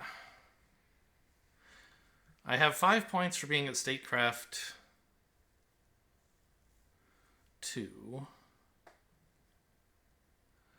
And I have a very small pile of foods. This is probably like 5, 6, maybe 7 points. How about this? Do I have 10 pure population? Surely not. And this should be worth 6 points, right? Just because I'll have something at tier 3, or actually 4. And actually, I have one at tier 1 as well. Is that worth anything? Yeah. Okay, so I'll take this one.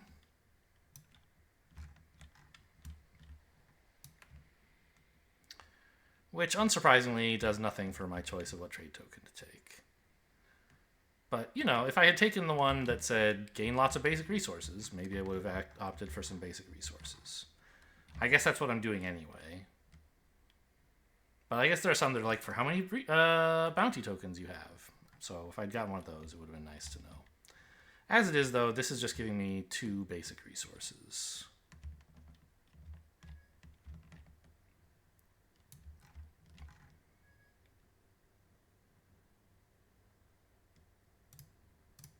Those 2. No. Those 2.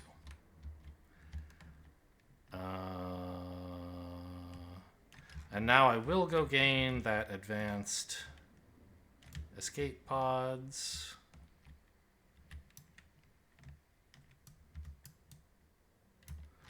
Getting back the 6 points that I decided to defer.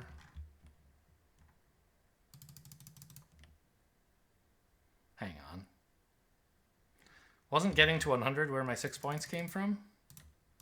Or 6 points was what got me to 100. Oh no, I got 6 points for overproducing twice. Now I'm getting 6 more points for this. Okay.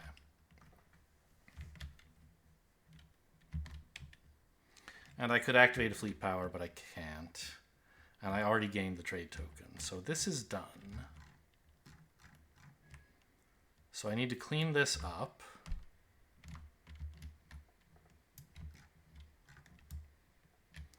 Dump this. I've resolved the current event. So let's start a new round. Round 5 of 6. After you gain a technology, choose to also corrupt an agenda track. I'm happy to pay the penalty on this one, to just corrupt the agenda decks and lose a science. I'm done taking agendas, so this is fine.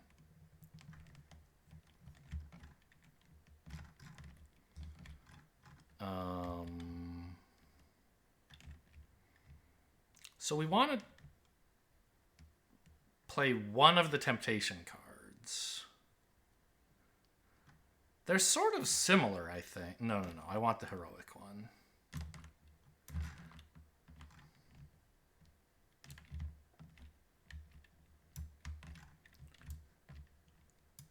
And do I need all of it, or do I need all of heroic leadership?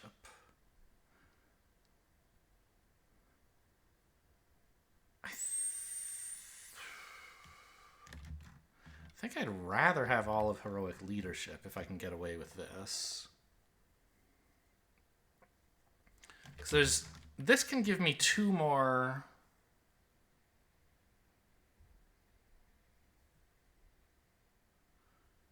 heroic. There's 2 more safe haven pips.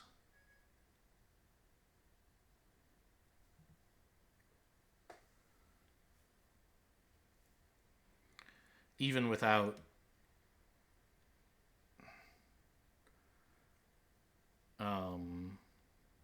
paying for the trade token.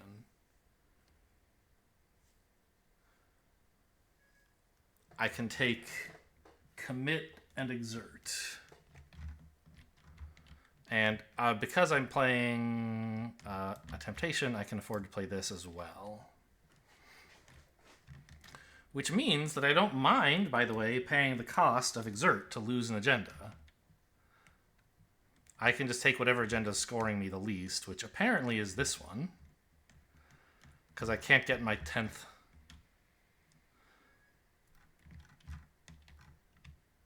point of upkeep. Okay. So let's exert first. Putting this agenda back on the bottom of the deck. Should be face down. Now, I can't activate and muster any fleet power because I already have ships, so I'm skipping that. But what I am going to do... Oh, actually, hang on. I won't exert yet. Okay, give me this back. This is the wrong one. Or no. Yeah, it is. This is the one I put back.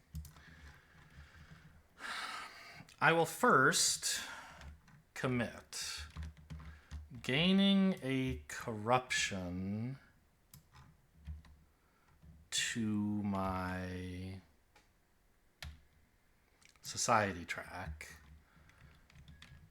to let me go up first on society, getting no benefit because it's corrupted,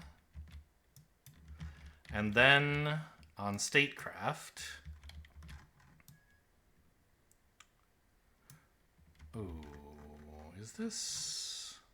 This is fine. I think it's going to be... I'd love to like get more points for having pure sectors, but I don't think I can actually spend the time on that. So, however, to do this, I must also deactivate 2 fleet power. I have none active lying around, so I'm forced to recall ships. Let's take this one and this one. I don't think I need either of those. Put them here. And then deactivate them as the cost for going up statecraft. Now, I will score for my pure sectors 3 points each. Yes. I think there's just 2. 1, 2. Oh, no, wait. This shouldn't be corrupted. How did you get corrupted?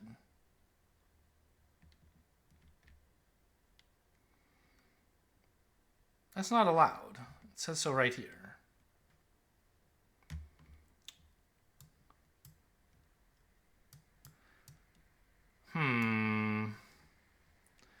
I suspect I was asked to corrupt a map sector or something, and I chose to put it here instead of here. I remember there was one time I was asked to do that, and I thought of it, and I was like, no, that's illegal. But it must have happened again somehow. How? Has anything I've done this round caused me to add corruption to a sector like that? None of these have. This didn't. Because I definitely put that on my mat. As required. Did any of these add corruption? I don't think so.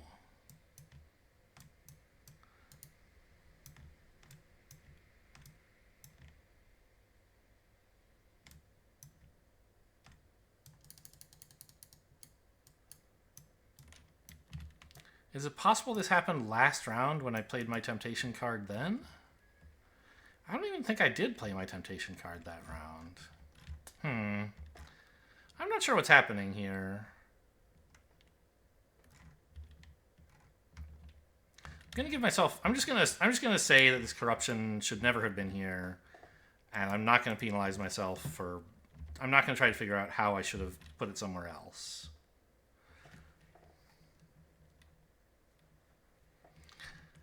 Which, I mean, is...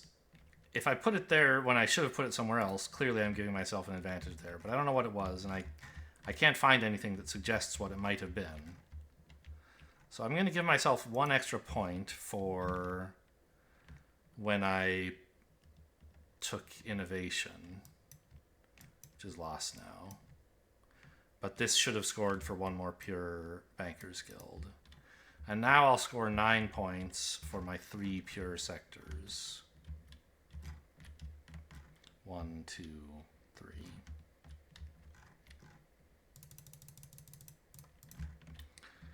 It's still, I wish I knew how I did that. What went wrong there? Oh well. So now that I've done that, deactivated some fleet power. Now suddenly exert is a little bit better. So I'll take exert, putting back for real this time this agenda. And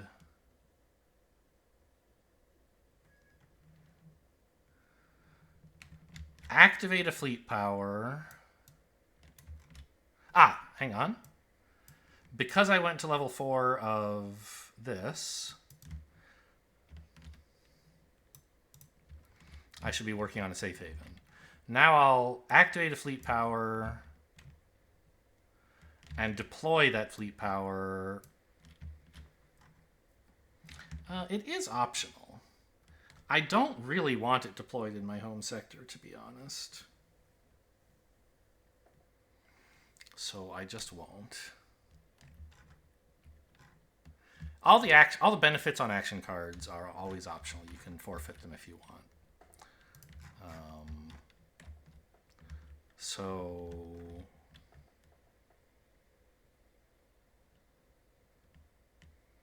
yeah. Well, in my home sector, they're not doing much. Well, actually, you know, that's not true.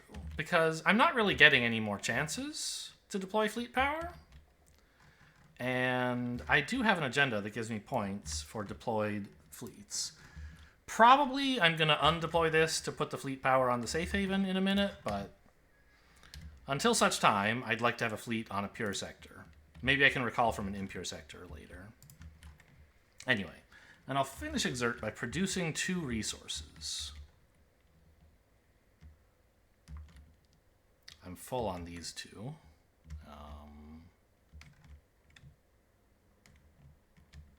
Don't have anything that triggers on temptation focus. Correct. All right.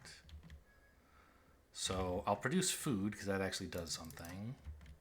Overproducing is 3, not 4. And then I'll produce science. All of it's overproduced. 1, 2, 3. And can I afford to recall this guy?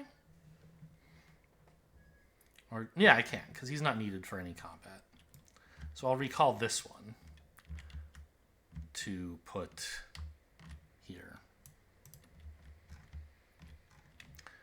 Lastly, I will resolve the agenda card that I've played, allowing me to invade, targeting here. I think I said 3 is the most I have to move in with. Is that right?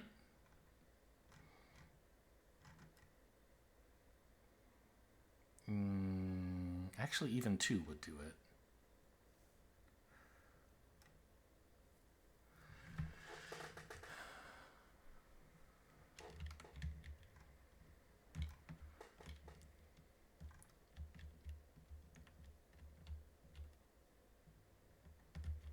Both of these sectors are going to be vulnerable to a skirmish at the end, so... But I can handle a skirmish of up to size 3 pretty much for free, as long as I have at least 2 ships there. So let's just send 2, I guess. Actually, no, let's send 3. Because this flips into a pure sector, and I get points for ships in pure sectors. Okay. So we're here. In approach, they try to do 1 damage to me, but my advanced shields give me approach absorption. In the first salvo, we have the same initiative. So they try to do 1 damage to me, but my shields give me 1 salvo absorption as well. And then torpedoes says I do 2 damage to them at the same time. Then, in the next salvo step, I have initiative, and so I kill the last one before they shoot. Alright, great. So for capturing a rift, my reward is 5 of any resources, or remove a corruption. I'll obviously remove the corruption. Then flip this into a pure sector with 1 population. Flipping doesn't actually work. It's a separate component in Tabletop Sim. In Cardboard, the backs of these are standard sectors, I believe. So I think I want to remove this, right? It's got to be worth more than corruption on my board. On the map. So let's get rid of that. And then I need to get rid of this. Go fishing around in the unused components bag for another standard sector.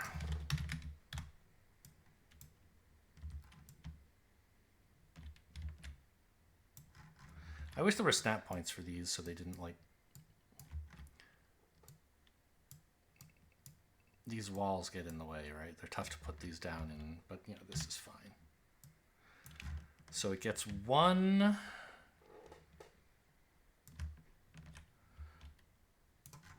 pure population, but nothing else going on here.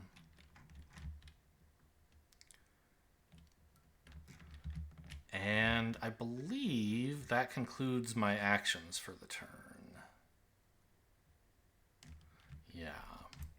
So let's put this agenda into play as part. It should be the last part of cleanup, technically. But the other parts aren't doing anything. I don't have too many glory tokens. Oh, second part of agenda. Okay, cleanup. I don't have too many glory tokens. I don't have too many fleets. How about this?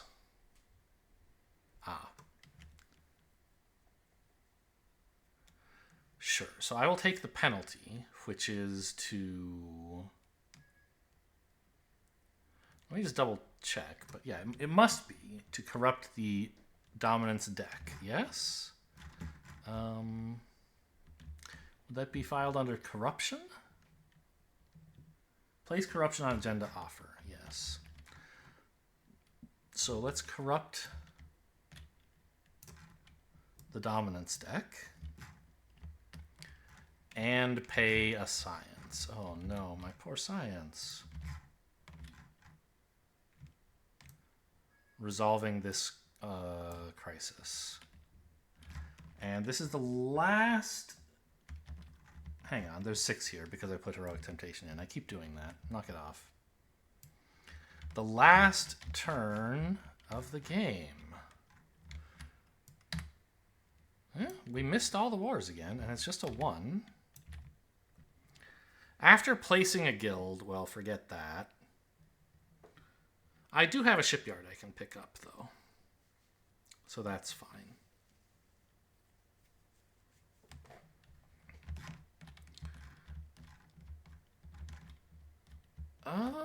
All right. I mean, there's a lot of points to be had over here, but nothing like as much as filling out this safe haven would do.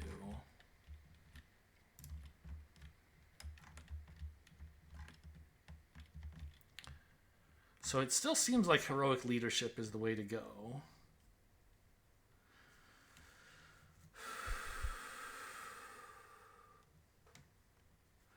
And I want to do all of it.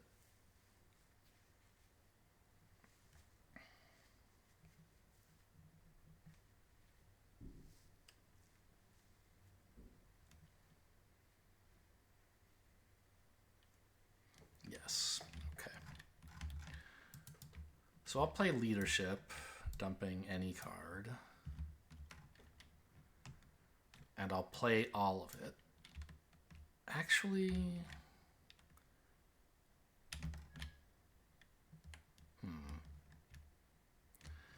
It is worth 3 points for me to not spend any more food, to spend only 7, right? On my 3 agendas with it, and the 1 trade token, and then 1 for the board.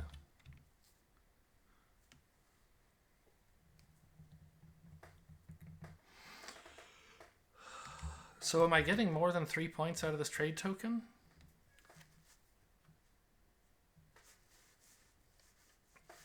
Yes. No matter what it does, it's worth more than 3 points. Okay, so easy choice then. First, let us rise. I will recall a fleet power from my home sector, I suppose, to deactivate the fleet power to put it on a safe haven. I'm not actually 100% sure. I've been recalling ships to do this.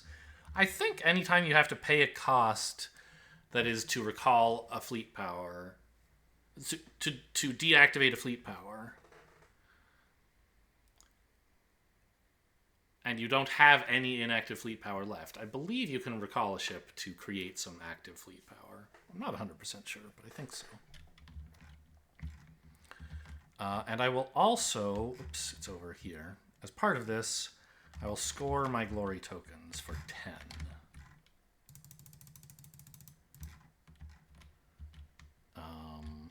Now I will resolve this. Pick up a Harbinger is what I'm choosing again. They're definitely worth more points than any corruption or whatever, I think. Well, corruption is worth 5. No, corruption's worth 2, plus whatever. If I had like a corrupted agenda, that would be something, but I don't. So it would be worth 2 plus like any agendas that care about uncorrupted sectors, maybe. Because right now I have like 1, 2, 3. I already have 4 pure sectors, which is what this cares about. 10 plus pure population would be 4 points. So the most a corruption could be worth on the board would be 2 for the corruption,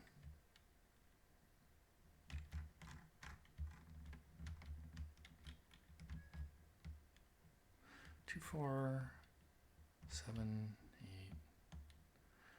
It could be worth getting me to 10 pure population, I guess.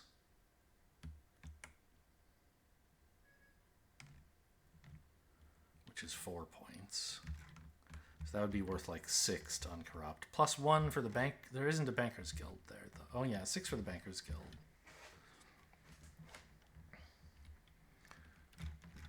So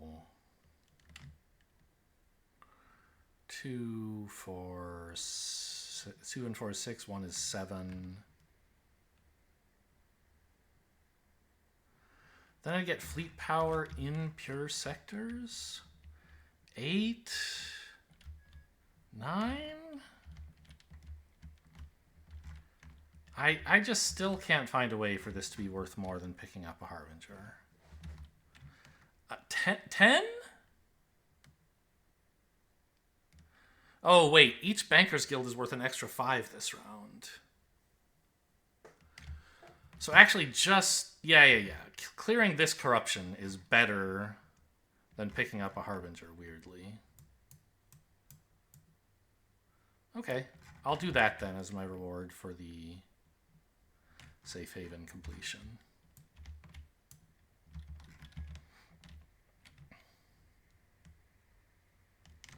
All right. I'm finished resolving Rise, except that I still haven't paid for it. I mean, I don't need any of this shit, right? Get out of here. I pay for everything with credits. Now, let's pay a materials to repel a Harbinger. That one is fine. And I would like to utilize spending this 1 glory token, or returning it. I don't know exactly what I'm doing with it. Probably returning it. To remove another corruption. Oh. Well, only... Well, yeah, each... this isn't worth that many points. That one was worth more. This is still worth at least 7, 8.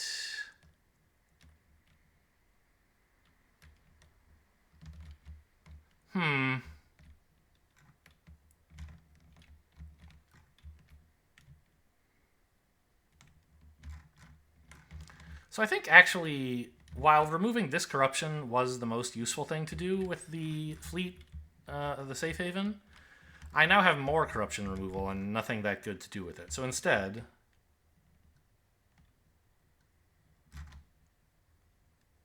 wait. I guess I'll use leadership's.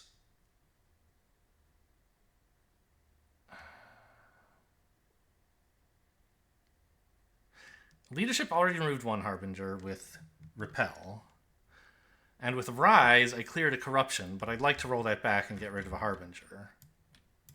And then, with Utilize, I'm getting rid of the corruption that I had previously gotten rid of with the safe haven. Okay, so that's fine.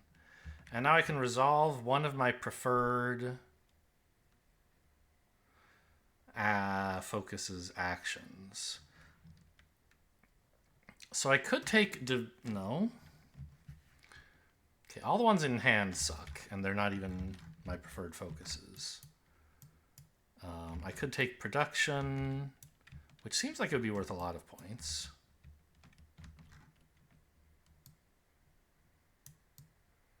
What's the other one? Development, right?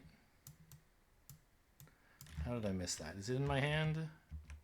It is. Okay, well this stinks. I think. Well, I don't know. Maybe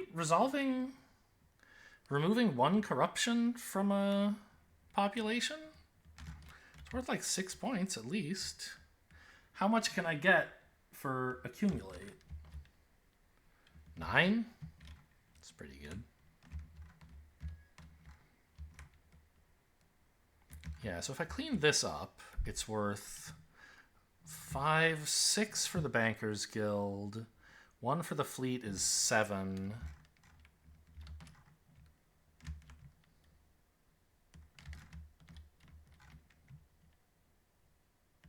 Don't I get 3? Oh, it's actually 2 for the fleet. I missed that.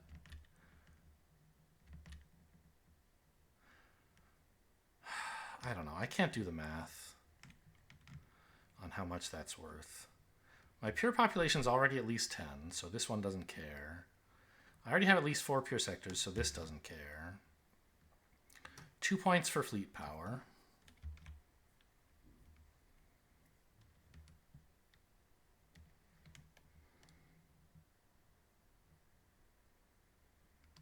One for a Bankers Guild, and 5 for the scenario objective, the galactic event. So that'd be like 10. No. 1 and 2 is 3. Plus 5 is 8.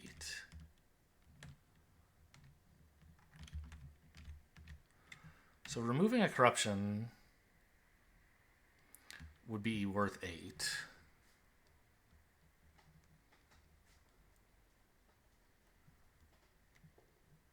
And overproduction would be worth at least 9. So I guess I'll overproduce.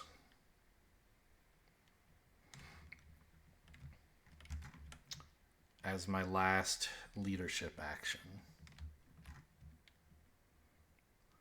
So just make all the resources. Oops. Yeah, I mean, I'm full on everything anyway. So these overproduce 3 times, that's 9.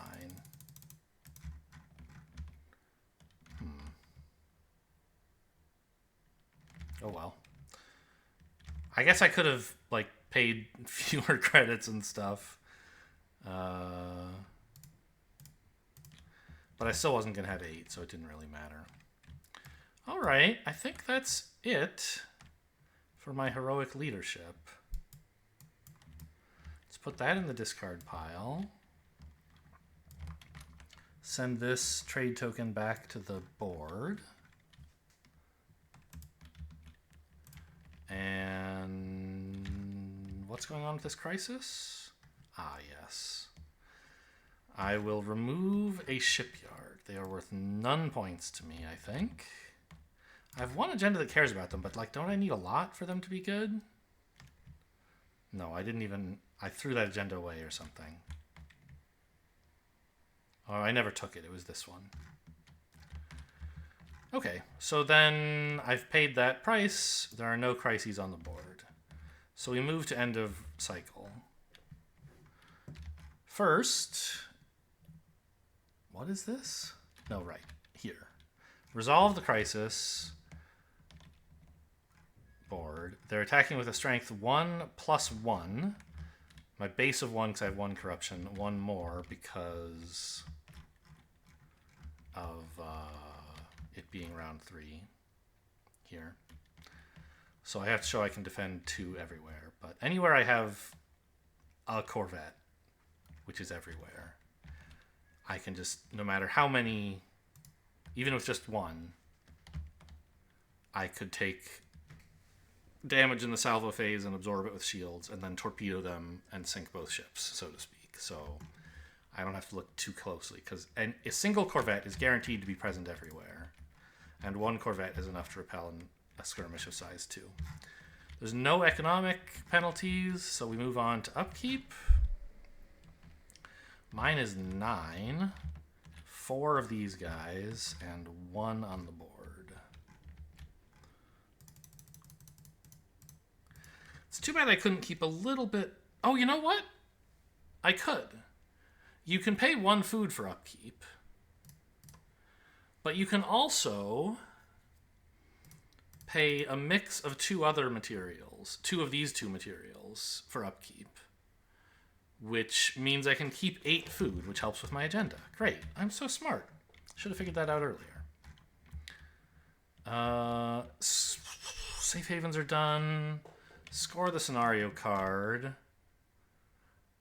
I'll double check, but surely there's no way my pure population is worth more than my pure science guilds, bankers guilds. 1, 2, 3, 4 bankers guilds is 20. Pure population 1, 2, 3, 4, 7, 12. Yeah, so we'll take 20 for having bankers guilds.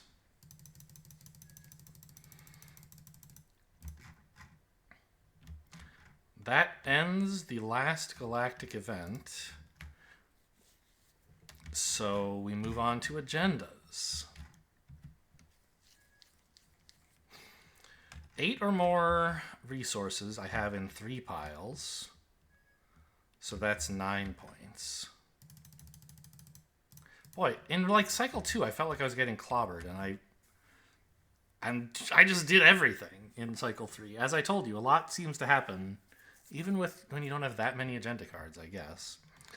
My statecraft tier is 4, so that's 12 points.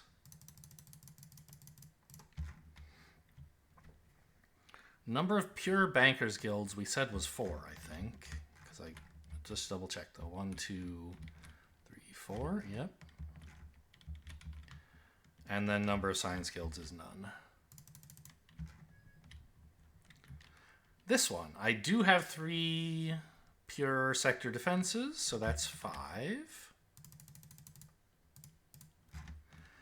And 2 per fleet power in pure sectors. 2, 3, 5, 8. Are you kidding me? 16 points plus the 4 I already got? No, the 5 I already got. Okay. So that would be 117. Yeah, 21 point agenda. Pretty good. I do definitely have 4 or more pure sectors, so that's 4. Basic technologies, I have 2, so that's another 4 is 8. Advanced technologies, I have 3, so that's 9 more for 17. 134.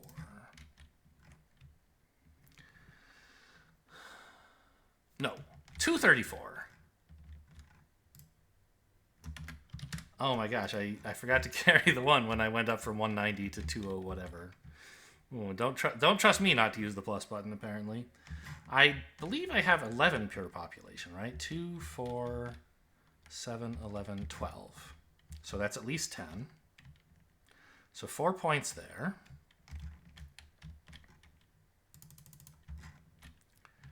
And I do have this in tier 1, but it's corrupted, so it doesn't count. But I do have a tier 4 statecraft agenda. So this one's a meager, or statecraft track? I don't know. This one is a meager 6 points. But, you know, they can't all be bangers. The first 3 were great. Tons of points. Let's score up for the Voidborn then. I think we crushed them, but let's see. Base score is 100. No rifts remain. No safe havens unconquered. We experienced no catastrophes. We actually wiped all but... I was going to say all the Harbingers, but there is 1 left, so their score is 110. We did forget a technology, right? Yeah, just 1. So 115. No events left. No fallen houses unconquered. How much corruption? So 115... plus 1, 2, 3, 4, 5, 6 corruption. 115 and 12 is 127. And then they score for population in Voidborn sectors. Adding to 127, we have 132, 135, 138, 141, 144. So I beat them by exactly 100. I know this is a hard game, and I've struggled with it, but I've just crushed it every time. Maybe I don't know, spending too much time thinking. I don't think.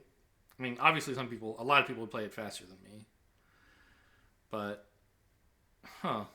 Is medium really this easy? I know I made a few rules mistakes, some of which were advantageous. But okay, I mean, I guess I'm happy to have won on medium. I'll try hard next time. It really feels oppressive even on medium. These crises are just pounding you all the time. But there's like a turning point in cycle 2 where I went from like I can't attack anything to actually they can't attack me and I can kill them at will. And it seemed like safe havens were getting nowhere, but I guess that's just an outlet for your engine, basically. You should have done something to help you start achieving safe havens, and then in cycle 3, you should have plenty of spare time to run that engine a couple times. You know, overproduction, I assume, is one of the main ways. Like, in the co-op 3-player game I played, we got, like, I think 4 of the safe havens deployed with this thing for having a fully stacked sector. Pure 6 population and 3 guilds. But, you know, there were 7 to... So we got almost half of them, more than half of them from this. But, like, we also got some from here, some from here. We had plenty. So, I don't know. Just a different style of play would have you doing this more often than overproducing. But overproducing seems like you often can do that with a resource or 2. Okay, well, I mean, this has been like a heroically long video. You can go ahead and slow it down from 10x to 2x as I give the outro here.